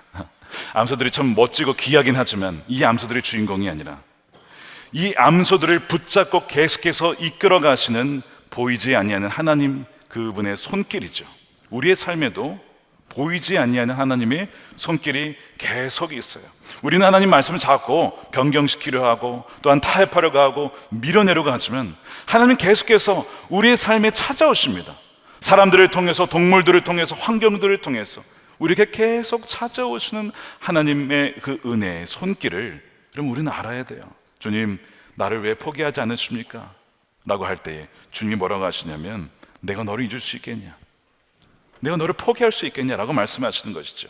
이사야 49장 14절에 시온이 말하기를 주님께서 나를 버리셨고 주님께서 나를 잊으셨다, 그렇게 생각할 때에 뭐라고 하십니까? 어머니가 어찌 제 젖먹이를 잊겠으며 제 태에서 난 아들을 어찌 긍휼히 여기지 않겠느냐. 비록 어머니는 자식을 잊을지 몰라도 나는 절대로 잊지 않겠다. 하나님은요, 우리를 절대로 잊지 않으십니다. 포기할 수 없는 분이세요. 그래서 오신 분이 예수 그리스도, 그분이시잖아요. 우리 죄 대신해서 죽으시기 위해서 오신 분이시잖아요. 혹시 여러분들 중에 하나님이 나를 버리셨나? 나를 포기하셨나? 이렇게 생각하는 분이 계세요. 여러분, 그건 마귀의 속삭임입니다. 하나님은 절대 우리를 포기하실 수가 없는 거예요. 계속 우리의 중심에 찾아오시고 우리가 말씀 자꾸 밀어내릴수록 더욱더 우리에게 말씀으로 찾아오시는 분이 바로 하나님이십니다. 최근에 말씀 함께 홈페이지에 이제 그 후기를 올리신 분이 계세요. 어떤 분이 이제 우리 성도님이신데 외국에서 공부를 하신 분이에요. 외국에 가면요, 여러분 신앙생활 하기가 쉽지가 않습니다. 이렇게 모여서 예배하는 자체가 얼마나 여러분 감사한지 아십니까? 너무나 척박한 환경에 있다 보니까 그 마음이 갈급한 마음이 들잖아요. 그런데 마침 이제 1월 달부터 이제 말씀 함께가 발견이 됐어요. 이제 1월호를 가지고 갔는데 2월호, 3월호는 어떻게 해요? 빨리 온라인 버전을 개발을 해가지고 해외에 계신 분들에게도 빨리 보급이 돼야 되는데, 감사하게도 그분의 속장님이 이 2월호, 3월호를 국제 우편으로 보낸 거예요. 대단한 열정이십니다. 예. 그래서 그 말씀 함께를 가지고 그 자기 방에서 말씀을 묵상하는데 그렇게 은혜가 된다는 거예요. 여러분, 그 속장을 통해서 말씀 함께가 전해졌지만 누가 보낸 겁니까? 하나님께서 속장님을 통해서 계속해서 그분의 삶의 자리에 중심에 말씀이 있을 수 있도록. 여러분, 외국에서 힘들잖아요. 외롭잖아요. 또 공부하면서 얼마나 좌절도 있고 스트레스도 얼마나 많습니까? 그럴 때마다 포기하지 말아라. 내가 너와 함께 있다. 말씀을 보내주시는 거예요. 함께 하시는 거예요. 그래서 그분이 말씀을 읽으시면서 이런 고백을 하셨어요. 말씀 함께로 큐티를 하면서 얻은 유익은 너무나도 큰데 무엇보다도 마음의 중심을 되돌아보게 되었습니다. 또한 내 안에 주님께서 와 계시다는 확신이 들었습니다. 박사 논문과 졸업에 대한 스트레스도 많이 내려놓게 되었고, 무엇보다 제 인생의 운전대를 잡고 계시는 분이 오직 예수 그리스도이심을 깨닫게 되었습니다. 이런 고백을 하시는 거예요. 여러분, 이것이 누구의 은혜입니까? 하나님께서 포기하지 아니하고 중국에 있든 어디에 있든 내가 너와 함께 한다 라고 말씀하시는 거잖아요. 이번에 해외 아웃리치 중보기도팀이 이제 미국에 가야겠다라는 그 감동이 들어서 기도를 하다가 팀들이 갈 때 붙잡은 말씀이 있었어요. 여호수아서 18장 8절인데 그 땅으로 두루 다니며 그것을 그려가지고 내게로 돌아오라, 이런 말씀이었어요. 기억났습니까? 작년에 여호수아 시리즈 할 때에 이 18장 배경은 이거예요. 7지파가 아직 땅을 차지하지 못했어요. 왜 지체하고 있느냐? 더 이상 지체하지 말고 너에게 주어진 그 유업을 차지해라. 그래서 가서 땅을 밟아라. 이미 그 땅이 너에게 주어졌다, 이 말씀이거든요.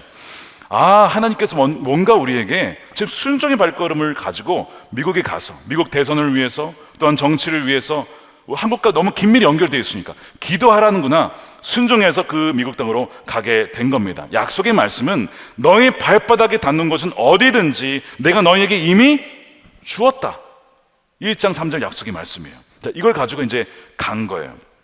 제가 DC에 갔더니 한 목사님께서 저희 교회에 중보교팀이 왔다고 하니까 너무 감사하다고 하면서 이 얘기를 해주시는 거예요.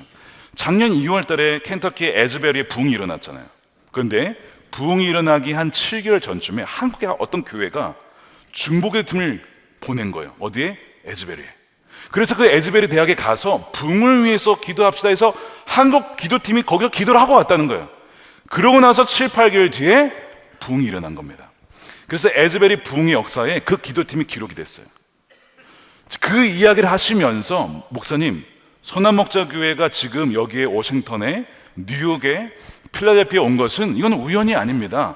하나님께서 어떤 일을 행하시기 이전에 먼저 기도하게 하시고 말씀의 약속을 붙잡고 이루시기 위해 그렇게 보내신 것 같습니다.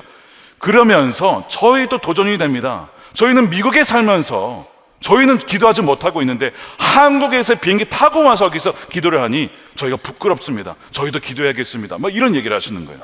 가는 곳곳마다 달라스나 워싱턴이나 우리도 기도해야겠습니다. 운전해 주시는 분이 계셨거든요. 미국에서 32년 살았대요. 그분이 이러시는 거예요. 자기가 많은 분들을 가이드했지만 기도하러 티켓팅 해가지고 미국에 오시면 자기는 처음 봤다는 거예요. 이렇게 그러면서 자기도 뉴저지에 있는 교회를 섬기지만 우리는 뉴저지에 있으면서도 동부를 위해서 기도하지 않고 있다. 미국을 위해서. 우리가 회개해야겠습니다. 우리가 더 분발해야겠습니다. 제가 이렇게 듣다 보니까 하나님께서 지금 순종한 중보기도 팀을 통해서 교회들을 움직이고 있어요. 마음을 기경시키고 있는 것을 제가 보게 되었습니다. 그러면서 하나님께서 미국의 정계에, 또한 그 동부 워싱턴 그쪽에 변화를 통해서 하나님께서 또한 한국에도 부흥의 불길을 일으키시겠구나 라는 그 마음이 들었습니다. 저희가 이렇게 기도했어요. 하나님, 다시 이 나라의 중심에 하나님이 임하게 하여 주옵소서. 하나님 말씀이 정치와 경제와 교육과 문화 영역 속에 임하게 해달라고, 그리고 많은 사람이 아닐지라도 소수라도 진정 하나님 말씀을 제자리에 두고자 하는 사람들을 일으켜달라고 그렇게 기도를 하고 왔습니다. 자, 앞으로 어떻게 될까요? 너무 기대가 되는 거예요. 제가 이제 이번 일정을 마치고 돌아오면서 하나님과 그분의 말씀이 제자리에 있을 때 그것이 부흥이구나. 이미 사람들을 통해서 그 말씀을 받고 그것을 삼하는 이들을 통해서 하나님은 놀라운 역사를 이미 시작하셨구나 하는 것을 보게 되었습니다. 사랑하는 여러분, 하나님은요 베스메스의 암소들을 통해서라도 우리에게 다가오시기를 원하시는 분이십니다. 어떻게 해서든지 말씀에서 계속 벗어나지 않도록 우리에게 말씀을 전해주시고 깨닫게 하시는 바로 하나님인 것을 여러분 믿으시길 축복합니다. 여러분들의 삶 가운데 여러분 말씀이 어디에 있습니까? 주님은 어디에 계십니까? 정말 중심에 모시고 늘 그 말씀의 중심을 따라서 말씀을 따라서 살아가고자 하십니까? 여러분 바로 부흥은 거기에서 시작되는 거예요. 소수라도 하나님 이 말씀을 따라 살아보겠습니다. 약속의 말씀 붙잡고 내가 한번 살아보겠습니다. 하나님 나에게 성령을 임하여 주시고 충만케 해주셔서 하나님 감당할 수 있는 힘을 주시옵소서. 그렇게 고백할 때에 바로 여러분들의 삶에 부흥이 이미 시작될 줄로 믿습니다. 우리 함께 기도하겠습니다. 이 시간 기도할 때에 주님, 끊임없이 이 세상은 하나님 말씀을 거부하고 변경하고 조정하고 자기 입맛대로 바꾸려 하는 시대였습니다. 지금도 그렇습니다.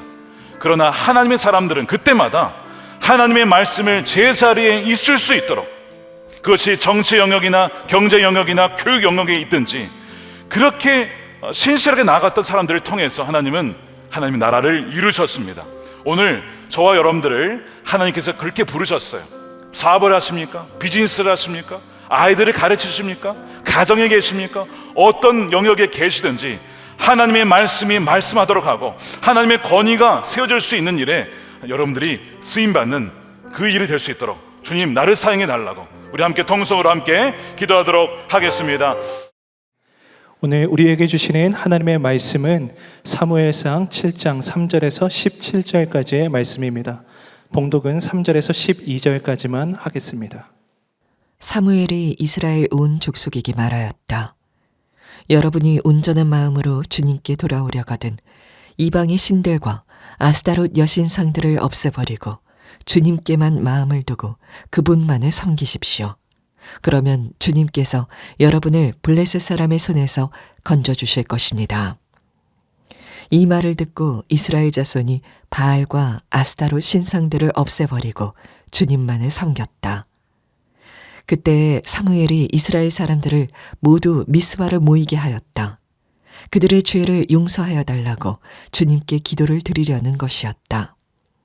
그들은 미스바에 모여서 물을 길어다가 그것을 제물로 삼아 주님 앞에 쏟아붓고 그날 종일 금식하였다. 그리고 거기에서 우리가 주님을 거역하여 죄를 지었습니다 하고 고백하였다. 미스바는 사무엘이 이스라엘 자손 사이의 다툼을 중재하던 곳이다. 이스라엘 자손이 미스바에 모였다는 소식이 블레셋 사람에게 들어가니 블레셋 통치자들이 이스라엘을 치려고 올라왔다. 이스라엘 자손은 그 소식을 듣고 블레셋 사람들을 두려워하였다. 그들이 사무엘에게 가서 주 우리의 하나님이 우리를 블레셋 사람의 손에서 건져내 주시도록 쉬지 말고 기도하여 주시기 바랍니다 하고 간청하였다. 사무엘이 젖 먹는 어린 양을 한 마리 가져다가 주님께 온전한 번제물로 바치고 이스라엘을 구원하여 달라고 주님께 부르짖으니 주님께서 그의 기도를 들어주셨다. 사무엘이 번제를 드리고 있을 때 블레셋 사람이 이스라엘과 싸우려고 다가왔다. 그러나 그때 주님께서 큰 천둥 소리를 일으켜 블레셋 사람을 당황하게 하셨으므로 그들이 이스라엘에게 패하였다. 이스라엘 사람이 미스바에서 나와서 블레셋 사람을 뱃갈 아래까지 뒤쫓으면서 무찔렀다. 사무엘이 돌을 하나 가져다가 미스바와 센 사이에 놓고 우리가 여기에 이르기까지 주님께서 우리를 도와주셨다 하고 말하면서 그 돌의 이름을 에베네셀이라고 지었다. 네, 사무엘상 하나님 마음에 맞는 사람 9번째입니다. 에베네셀 여기까지 도우신 하나님라는 제목의 말씀을 나누겠습니다. 여러분 감사할 때 부르시는 찬송이 있습니까? 저희 가정과 또 저희 친척들이 모였을 때 종종 추석이나 연말이나 연초에 이렇게 모여서 예배할 때 부르던 찬송가 몇 가지가 있는데 그 중에 하나가 복의 근원 강림하사라는 찬송가입니다. 2절에 이런 가사가 있어요. 주의 크신 도움받아 이때까지 왔으니. 누구의 도움으로요? 주의 크신 도움으로. 이와 같이 천국에도 이르기를 원하네. 지금까지만이 아니고 앞으로도 하나님의 도우심으로 살아가기를 원한다라는 고백이죠. 지금까지 지내온 것이란 찬송가에도 비슷한 고백이 나와요. 지금까지 지내온 것 주의 크신 은혜라. 우리가 이따가 이 찬송가를 부를 겁니다. 한이 없는 주의 사랑 어찌 이루 말하랴. 자나깨나 주의 손이 항상 살펴주시고 모든 일을 주 안에서 형통하게 하시네.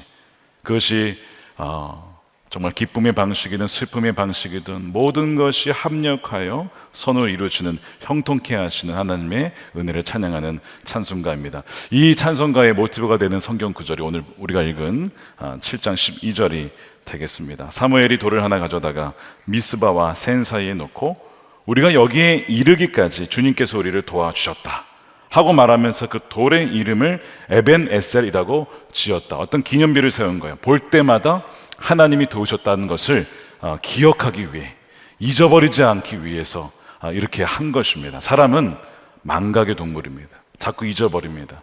하나님께서 우리에게 베푸신 은혜가 얼마나 큰지를 자주 잊어버리기에 돌을 세워서 에벤에셀이라고 부르면서 하나님이 도우셨음을 기억하게 하는 거예요.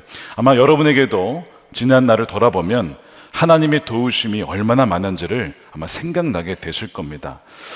제가 지난주에 참 귀한 이야기를 하나 들었습니다. 어떤 우리 젊은이 교회 청년인데 그 청년의 이 어머님께서 29년간 교회를 떠나 계셨대요. 그러니까 신앙은 있으시지만 교회에서 어떤 상처가 있으셨는지 교회를 떠나시고 그렇게 방황을 하신 겁니다. 이 딸이 어머님을 위해서 얼마나 기도했겠습니까? 어머님이 한 교회에 정착하셔서 그 신앙을 잘 회복하시기를 원하는 마음에 기도하다가 저희 교회에 와서 예배 드리자고 여러 차례 건면하니까, 그래도 딸이 건면하니까 어머님이 교회에 예배를 오셨어요. 근데 등록은 안 하시는 거예요. 그러니까 이제 딸이 계속 마음이 애가 타죠. 그러다가 작년에 이 어머님이 등록을 하셨습니다. 그래서 어떻게 등록하셨나 그 사유를 들어보니까 이런 겁니다. 어느 날 이 어머님이 이제 그래도 기도를 하시러 새벽 기도에 이제 오셨다가 그 1층 엘리베이터 그 앞에 제가 서 있었나 봅니다. 근데 그 새벽에 제가 인사를 했답니다. 그분께. 그리고 그 다음 주는 저하고 저희 아내가 있는데 또 아마 그 새벽 시간에 만났는데 또 인사를 하더랍니다. 그래서 등록하셨대요. 그래서 제가 그 얘기를 듣고, 야, 인사하는 것만으로도 등록하신다 그러면 1층 엘리베이터 앞은 제가 앞으로 맡도록 하겠습니다.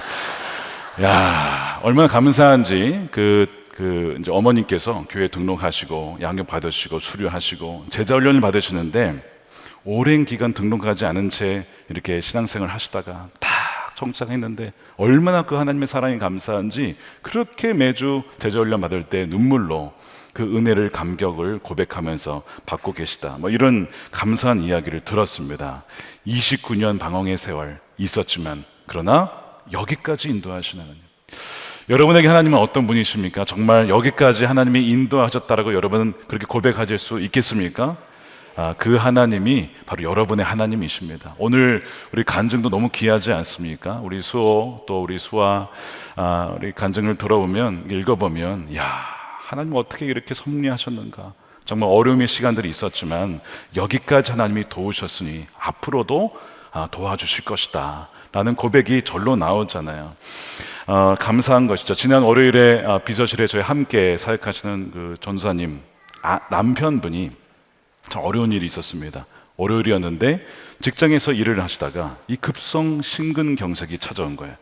잘못하면 이제 돌아가시는 상황이 된 거죠. 그래서 이제 숨을 쉴 수 없는 상황 속에 감사하게 옆에 동역자들이 있었어요. 그래서 이제 이 구급차를 태워서 병원에 갔습니다. 근데 요즘에 의료 파업 때문에 의사 선생님 만나기가 쉽지 않잖아요. 근데 감사하게 그때 또 의사 선생님이 계셨어요. 그래서 이 스텐트 수술을 긴급하게 받고 살아나신 겁니다. 그 모든 순간순간을 돌아보면 이게 당연한 것 같은데 당연한 게 하나도 없었던 거예요. 만일 혼자 운전하다가 쓰러졌으면 어떻게 했을 뻔했어요? 병원에 갔는데 의사 선생님이 안 계시다. 그럼 어떻게 해요? 돌아가시는 거예요. 그런데 그 순간순간마다 도움의 손길들이 준비되어 있었다. 하나님께서 바로 지금까지 도와주셨다라는 그 고백을 하신 것을 들었습니다. 그러면서 전사님께서 그런 얘기를 하시는 거예요. 옆에 남편이 그냥 숨 쉬고 누워 있는 것만으로도 얼마나 감사하던지요. 그런 얘기를 하는 겁니다. 혹시 남편분과 같이 오셨다면 그런 사랑의 고백을 한번, 여러분, 여보 살아 있어줘서 고마워. 그것만으로도 얼마나 감사한 일인지. 저도 예전에 아내가 죽을 뻔했을 때 살아 돌아온 이후에 그냥 아내의 존재만으로 너무 감사한 거야. 딴 거 안 해도 괜찮아. 너무 감사하더라고요. 그런 고백이 절로 나오게 되었습니다. 그러나 이 에베네셀의 하나님, 지금까지 여기까지 도와주신 그 하나님이 우리 하나님이라고 고백을 하는데, 어떤 분들에게는 이 하나님이 좀 멀게만 느껴지는 분들도 계실지도 모르겠습니다. 다른 분들은 다 그렇게 나를 도와주셨다라고 고백을 하는데, 하나님께서 왜 나는 도와주지 않을까?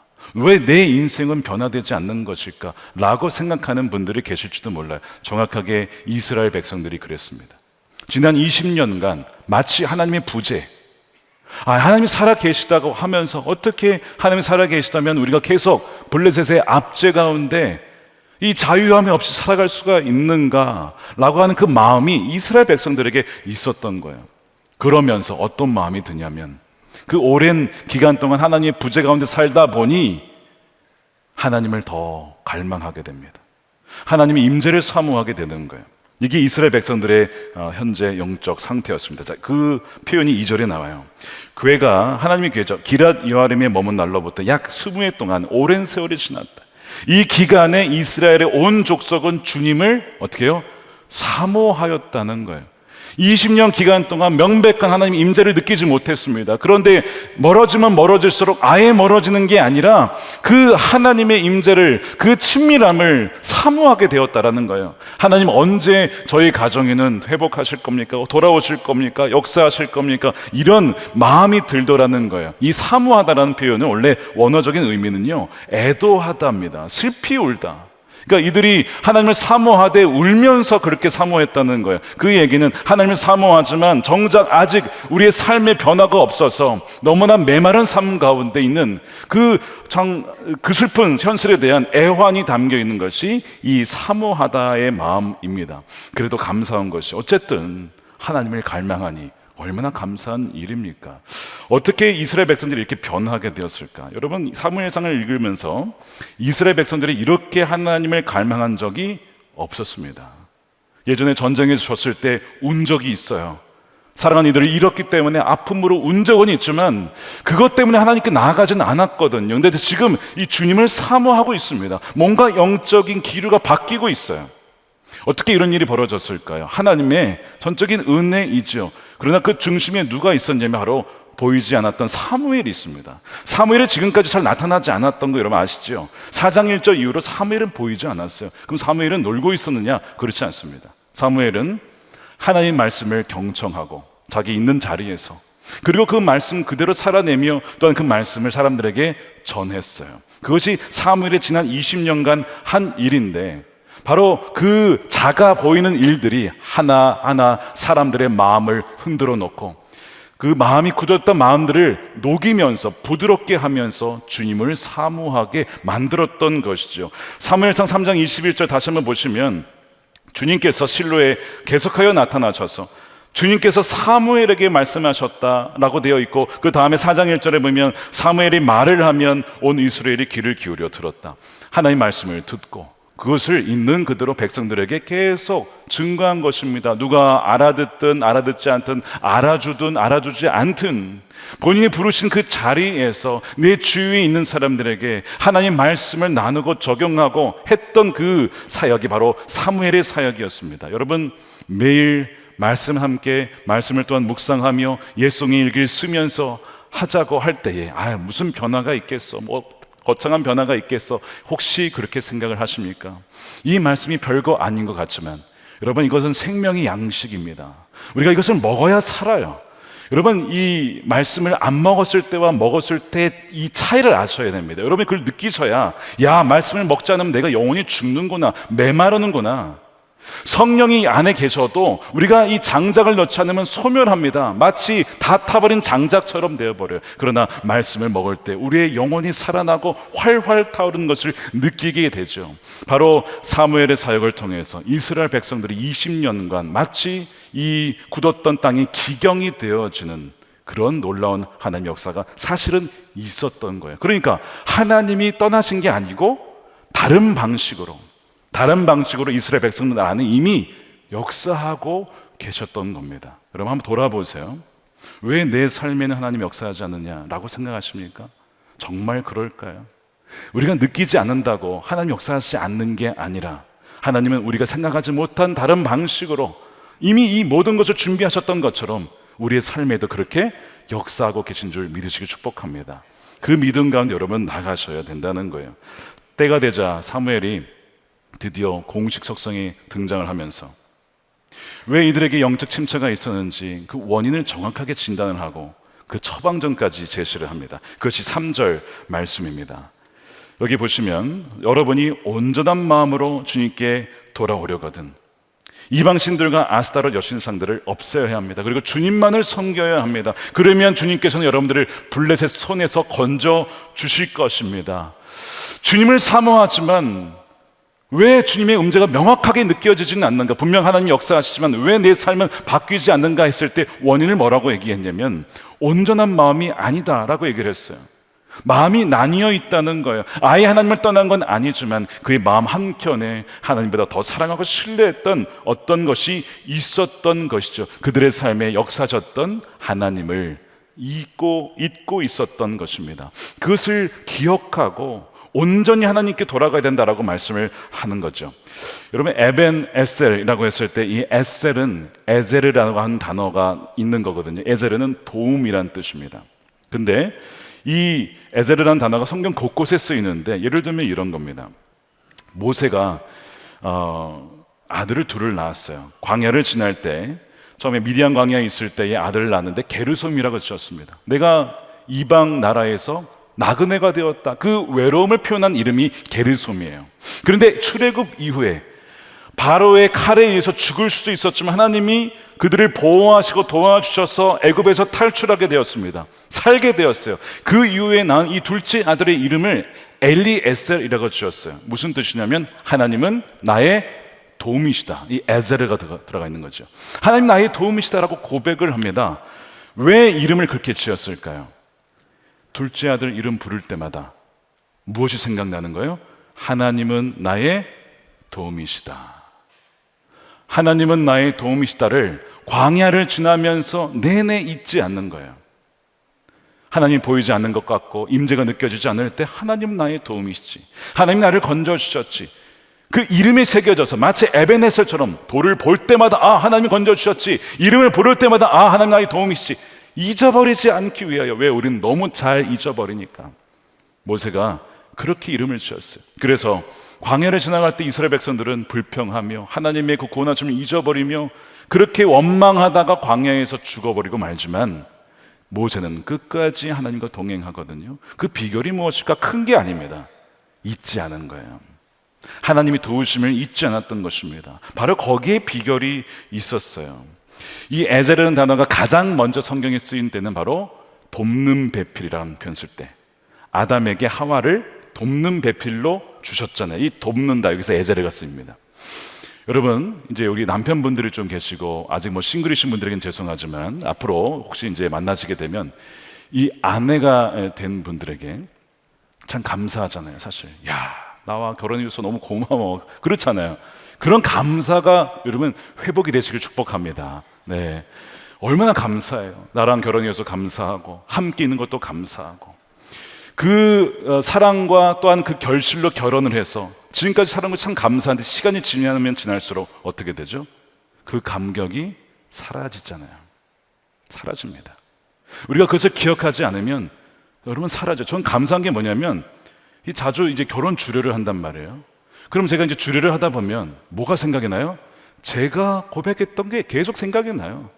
저도 그때 그렇게 고백했고 그때 나도 반지를 꼈었고 그리고 했었지. 그걸 계속 리마인드를 하니까 주례를 하고 나면 그때가 생각이 나서 더 아내가 사랑스럽고, 그러니까 자꾸 뭔가 생각나게 하는 것들이 있을 때 우리가 그 하나님의 은혜를 기억하게 된다는 거예요. 안타까운 것은 그 은혜를 우리는 너무나 자주 잊어버린다는 겁니다. 하나님이 나를 구원하신 것, 그 감격 너무나 감사한데 가면 갈수록 그것이 잊어버린다면, 사라진다면 바로 그 원인이 무엇일까? 우리가 그때 처음 만났던 사랑을 지금 어디선가 놓쳐버리고 만 것입니다. 지금 이스라엘 백성들에게 사무엘이 말하는 것이 그 온전한 마음, 사랑했던 마음을 회복하라는 거예요. 어떻게 돌아갈 수 있는가? 회개해야 된다는 겁니다. 아, 내가 하나님만을 사랑하지 못했구나 라고 하면서 온전한 회개를 하려면, 마음을 가지려면 이런 식으로 얘기를 하는데요, 이 온전한 마음은 어떤 마음이냐면, 여러분, 우리 마음에 세 가지가 있어요. 지성과 감정과 의지가 있습니다. 이 세 가지가 우리의 마음이라고 표현을 해요. 그러면 온전한 마음이 있다는 것은 이 세 가지가 다 하나님께 있다는 거예요. 자, 이런 겁니다. 하나님이 살아계십니다. 여러분 믿으십니까? 그러면 지성으로 하나님을 믿고 따르는 거예요. 그렇죠? 여러분 마음을 다해서 하나님을 사랑하십니까? 정말? 주님을 생각하면 내 마음이 너무 감사하고 주님을 사랑합니다, 이런 고백이 있으세요? 그것이 감정이에요. 그 다음에 예수님께서 어떤 말씀을 주셨어요. 너는 내 이웃을 내 몸과 같이 사랑해라. 네, 주님께서 나를 사랑하듯이 저도 사랑하겠습니다. 내 의지를 발동하여서 누군가를 사랑한다면 그것이 의지로 하나님을 사랑하는 거죠. 그러니까 지성과 감정과 의지, 이 세 가지가 다 주님께 향해 있고 주를 위하여서 그렇게 우리가 의지가 발동이 될 때에만 이것이 온전한 마음으로 하나님을 사랑하는 거예요. 그런데 이런 경우가 있어요. 머리로는 하나님을 사랑하고 믿는다고는 하는데 내 결정과 의지는 영 다른 것으로 갈라질 때, 이것을 나뉜 마음, 온전하지 못한 마음이라고 부르는 거예요. 그러니까 지금 우리 마음을 돌아볼 때에 우리도 그럴 수 있다는 거예요. 그러면 우리도 역시 이스라엘 백성들이 20년간 하나님을 사모는 하지만 뭔가 명백하게 하나님의 임재를 누리지 못한 상태에 있는 이유가 바로 거기에 있다는 것입니다. 그래서 이 모든 우상들을 제거하라 라고 하면서 하나님보다 더 사랑했던 것이 무엇인가를 우리가 돌아봐야 돼요. 야고보서에는 이런 얘기를 합니다. 간음을 얘기하면서 영적인 간음이 무엇인가를 얘기하죠. 야고보서 4장 4절입니다. 간음하는 사람들이요, 세상과 버탐이 하나님과 등지는 이름을 알지 못합니까? 누구든지 세상의 친구가 되려고 하는 사람은 하나님의 원수가 되는 것입니다.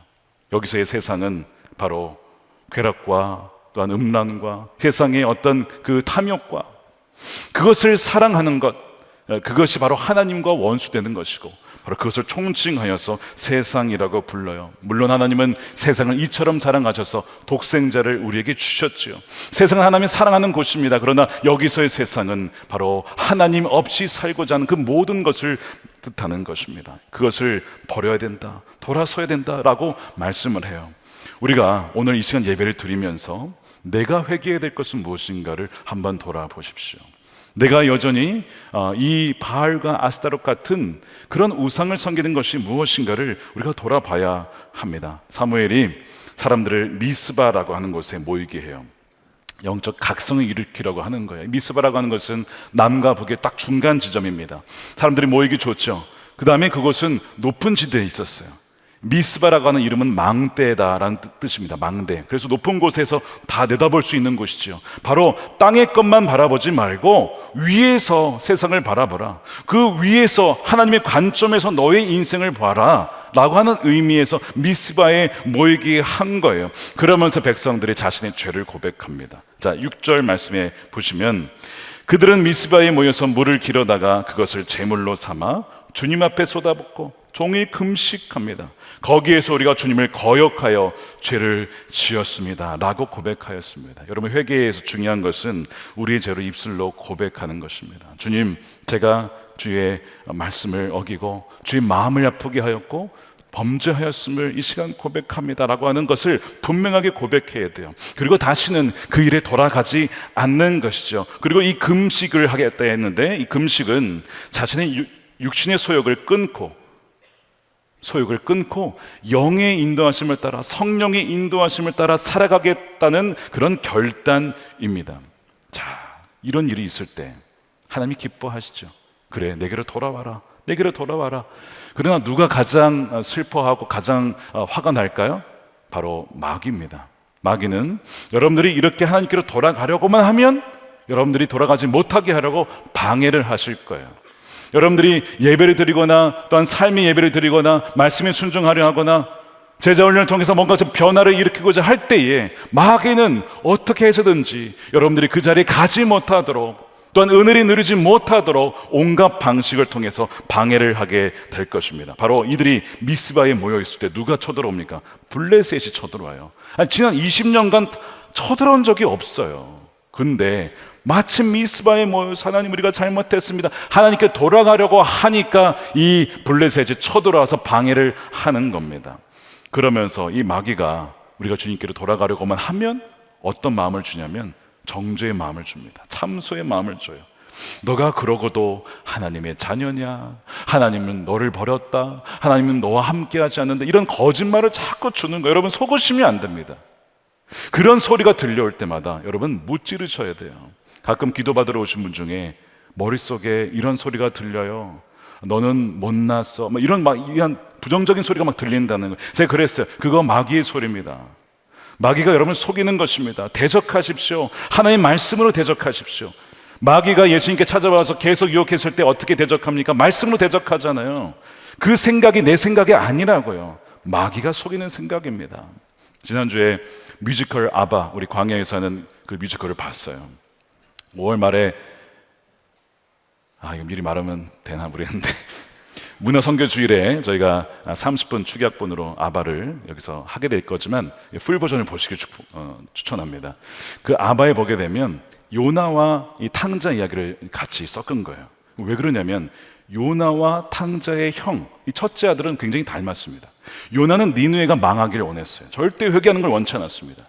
탕자의 형도 동생이 돌아오는 것을 원치 않았어요. 굉장히 인물이 비슷해요. 그래서 두 인물이 계속 이 대비가 되면서 등장을 하는데 이제 이런 내용이 나옵니다. 이제 스포일러지만 죄송합니다. 용서해 주시고 들어주시기 바랍니다. 니느웨의 동생이 먼저 갔어요. 거기서 재산이 다 탕진합니다. 완전 거지가 돼버렸어요. 아버지가 동생을 찾아봐라서 형을 보냅니다. 어디를 보냈냐면 니느웨를 보내요. 거기서 형이 동생을 찾아냅니다. 우연히 만났어요. 보니까 완전 거지가 돼버린 거예요. 그래서 처음에 너 어떻게 이렇게 됐냐 이렇게 하다가 이 동생이 그러는 거예요. 형, 저 이제 아버지께 돌아가려고 해요. 얼마나 감사한 일이에요. 비록 자신의 인생을 다 탕진했지만 지금에서야 이제 깨닫고 내가 아버지의 품에 있을 때가 가장 행복했다는 것을 이 둘째가 깨달은 거예요. 형, 저 이제 아버지께 돌아갈 거예요. 근데 형이 화가 나는 거야. 기뻐하는 게 아니고, 야, 너 지금 너가 한 짓이 무엇이었는지 너 기억 안 나? 너가 아버지의 유산을 달라고 했을 때 사실 아버지 죽으라고 한 얘기야. 너가 사실은 아버지를 죽인 거야. 그러니까 너는 더 아버지께 돌아가서도 안 되고 아버지도 너를 잊었어. 더 이상 너를 아들로 보지 않아. 그러니까 자, 여기 돈 있어. 이 돈 가지고 다시 새로운 도전을 해봐. 아버지께 돌아가지 못하도록 누가 막아요? 형이 막습니다. 형이. 그 장면이 나와요. 그 뒷장면은 나중에 가서 보시기 바랍니다. 근데 그 장면이 참 마음이 너무 아팠어요. 왜냐하면 그 형의 모습은 우리 모습일 수 있거든요.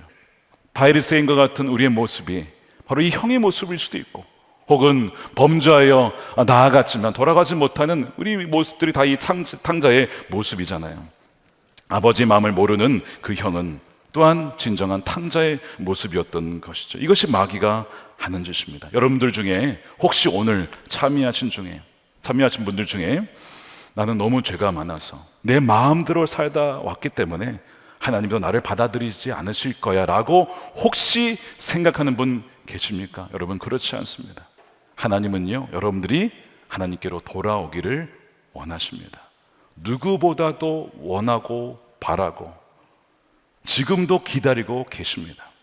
그 하나님께 여러분 오늘 돌아오시는 여러분 되시기를 축복합니다. 돌아와서 살기를 원하시는 거예요. 그래서 이 백성들이 이제 자신의 죄를 고백하고 그러는 가운데 블레셋이 쳐들어오니까 겁이 나거든요. 그때 전쟁에서 졌기 때문에 또 죽을까 봐 겁이 나거든요. 그래서 사무엘에게 요청하기를 우리를 위해서 기도해달라 요청했을 때 사무엘이 백성들을 대신해서 하나님께 나아가서 번제를 드립니다. 어린 양을 바칩니다. 9절 보십시오. 사무엘이 젖먹은 어린 양을 한 마리 가져다가 주님께 바칩니다. 이 어린 양을 누구를 상징하는 거예요? 예수 그리스도, 우리 죄를 대신하여서 죽으신 그 어린 양을 상징하죠. 동시에 이 하나님과 백성들 사이에 서서 그들을 위해서 기도하며 하나님께 나가는 이 사무엘은 누구를 상징하는 것이죠? 바로 우리의 영원한 대제사장이신 예수 그리스도를 상징하는 것입니다. 더 나은 사무엘인 바로 예수님을 상징하는 것이죠. 그렇게 간절히 그가 부르짖을 때에 하나님은 이 백성을 회복시켜 주시는 거예요. 바로 이 사무엘이 이 중보자여 대언자이신 주님을 가리킵니다. 요한일서 2장에 그런 말씀이 나와요. 자녀들아, 내가 이 편지를 너에게 쓰는 것은 너희로 죄를 범하지 않게 하려고, 더 이상 죄의 종이 되지 않게 하려고 쓰는 것이다. 그러나 만일 너희가 죄를 지었다고 하면 아버지 앞에 우리에게 대언자, 중보자, 우리의 변호자가 있는데 바로 의로우신 예수 그리스도라. 저와 여러분에게 주님께서 대언자가 되어주십니다. 우리가 때로는 죄로 말미암아 넘어지고 정말 계속해서 반복하여서 쓰러진다 할지라도 우리를 위해서 기도하시고 우리를 위하여 대언자가 되어주셔서 하나님, 저는 이 자를 살리기를 원합니다, 용서해 주십시오, 대언해 주시는 주님이 계시기 때문에 우리는 아버지께 돌아갈 수가 있는 것이죠. 여러분, 예수님이 성품을 잘 아셔야 돼요. 예수님 바리새인들에게는 굉장히 강하게 얘기하셨어요. 바리새인들에게는, 그 종교인들에게. 그러나 죄인들에게는 한없는 자비를 베푸셨습니다. 가늠하다 잡힌 여인에게도 내가 너를 정죄하지 아니하노라, 그러나 다신 죄를 짓지 말아라. 베드로가 3번 부인했을 때 어떻게 했습니까? 이런 나를 배신하다니 라고 하지 않고, 베드로야, 내가 너를 위해서 기도했어 라고 얘기하잖아요. 뭐라고 하시죠? 누가복음 22장에 내가 너를 위하여 너의 믿음이 떨어지지 않기를 기도했다. 너는 돌이킨 이후에, 회개한 이후에 너의 형제를 굳게 하라. 예수님은 베드로를 위해서 미리 기도하셨어요. 믿음이 떨어져 나가지 않도록, 죄 때문에 하나님으로부터 완전히 벗어나지 않도록 기도하셨어요. 그 기도 때문에 베드로는요 돌아섭니다. 회개합니다. 주님, 제가 잘못했습니다. 제가 주님을 사랑합니다. 그 이후에, 그가 회복한 이후에 더 이상 그 예전의 베드로가 아닙니다. 정말 반석과 같은 자로 서서 이제는 형제들을 세우는 자로, 사도로 쓰임받게 되잖아요. 예수님은요 이 베드로가 바로 사단의 유혹을 받았던 것을 잘 알았기 때문에 그를 긍휼히 여겨셨던 거예요. 31절 말씀, 이런 말씀이 있어요. 시므나 시므나 봐라, 사탄이 밀처럼 너희를 체질하려고 너희를 소나기에 넣기를 요구하였다. 자, 사탄이 참 대범하죠.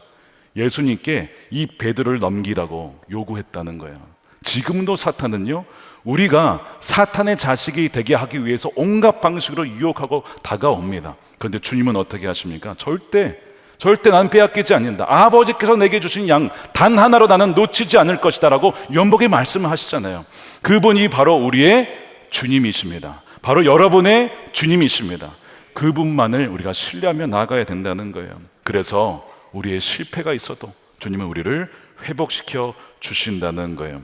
어떻게 하시냐면 이 전쟁에서 승리하게 하십니다. 하나님께서 이 블레셋 쳐들어오니까 막 천둥 번개를 막 발해가지고 깜짝 놀라게 도망가게 만든 다음에 이스라엘 백성들이 쳐들어가서 다 쓸어버리는 거예요. 그런 식으로 승리를 주시는 거예요.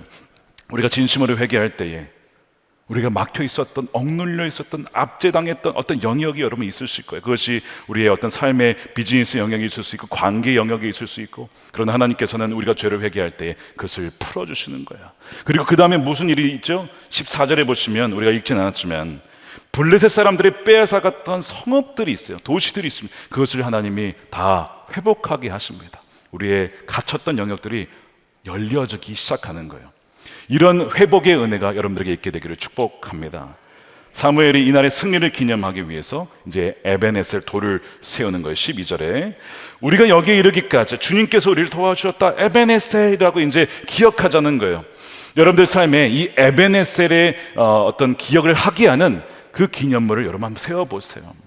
아, 내가 이날 주님께서 나를 구원해 주셨지, 내가 이날 주님께로 돌아갔지, 어떤 그 사건들을 기념하면서 에베네셀이라고 고백하는 것입니다. 사무엘이 에베네셀이라고 이름 지은 이유는 또 다른 이유가 있었어요. 20년 전에 전쟁에서 크게 2번 패했죠. 한 번은 4,000명이 죽고 한 번은 3만 명이 죽었습니다. 그리고 언약궤를 빼앗겼던 그 패배의 전쟁이 있었어요. 그 전쟁이 벌어졌던 장소의 이름이 기억나십니까, 여러분? 그곳이 어디냐면 바로 이름이 그곳이 에베네셀이었습니다. 그곳이 에베네셀이었어요. 4장 1절 보십시오. 블레셋 사람이 이스라엘 치려고 모여들었다. 20년 전 사건입니다. 이스라엘 사람은 블레셋 사람과 싸우려고 나가서 에베네셀에 진을 쳤고, 바로 여기서 진 거예요. 에베네셀에서. 이스라엘은 이 싸움에서 블레셋에게 졌고, 그 벌판에서 죽은 사람 4,000명, 그 이후에 아주 크게 져서 보병 3만 명이 죽었다. 이 에베네셀은 바로 그 패배의 장소입니다.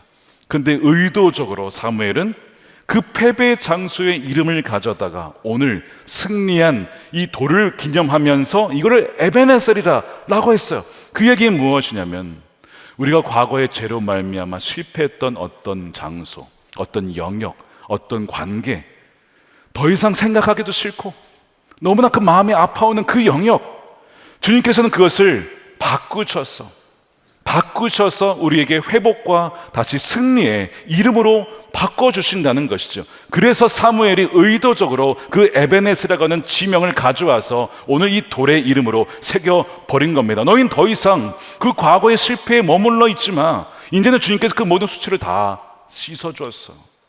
다 보내버렸어. 왜 거기에 얽매여 살아? 너는 새로운 사람이 되었어. 새로운 피조물이야. 누가 너를 정죄할 수 있어? 그리스도 예수 안에 아무도 너를 정죄할 수 없어. 그것이 에베네셀의 의미이죠.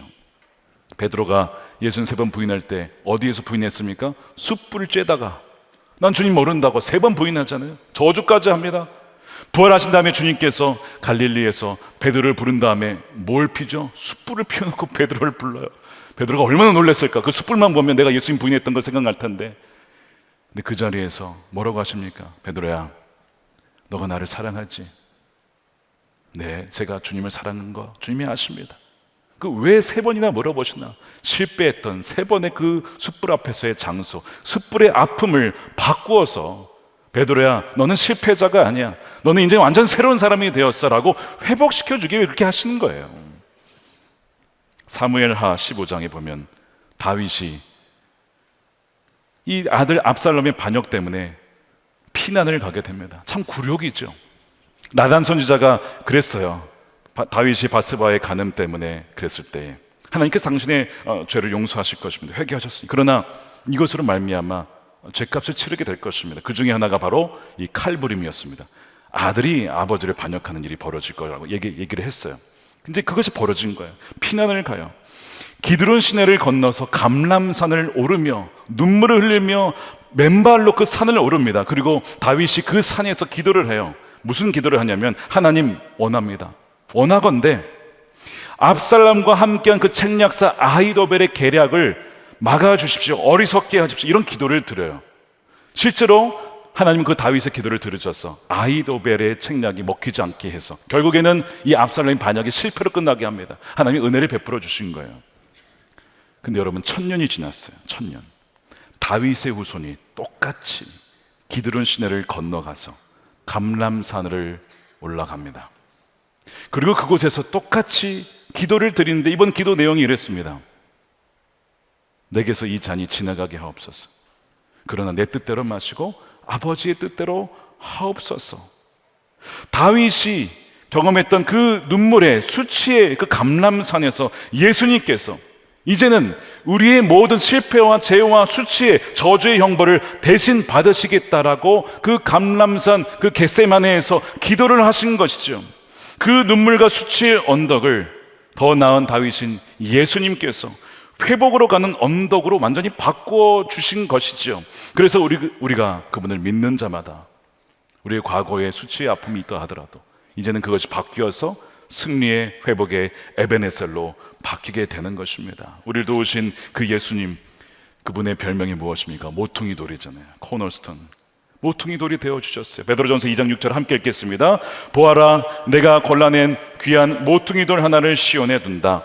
그를 믿는 사람은 결코 부끄러움을 당하지 않을 것이다. 그분을 의지한 자는요, 나중에 하나님 앞에 섰을 때 결코 정죄를 당하지 않아요. 부끄러움을 당하지 않아요. 그분을 의지하여 말씀대로 살아간 사람, 그 예수 그리스도의 보혈의 능력 안에 머물러 살아간 사람, 바로 그 사람은 하나님께서 의인이라고 칭하시면서 다시는 부끄러움을 당하지 않도록 분명히 약속해 주셨습니다. 이 은혜가 여러분들에게 있게 되기를 축복합니다.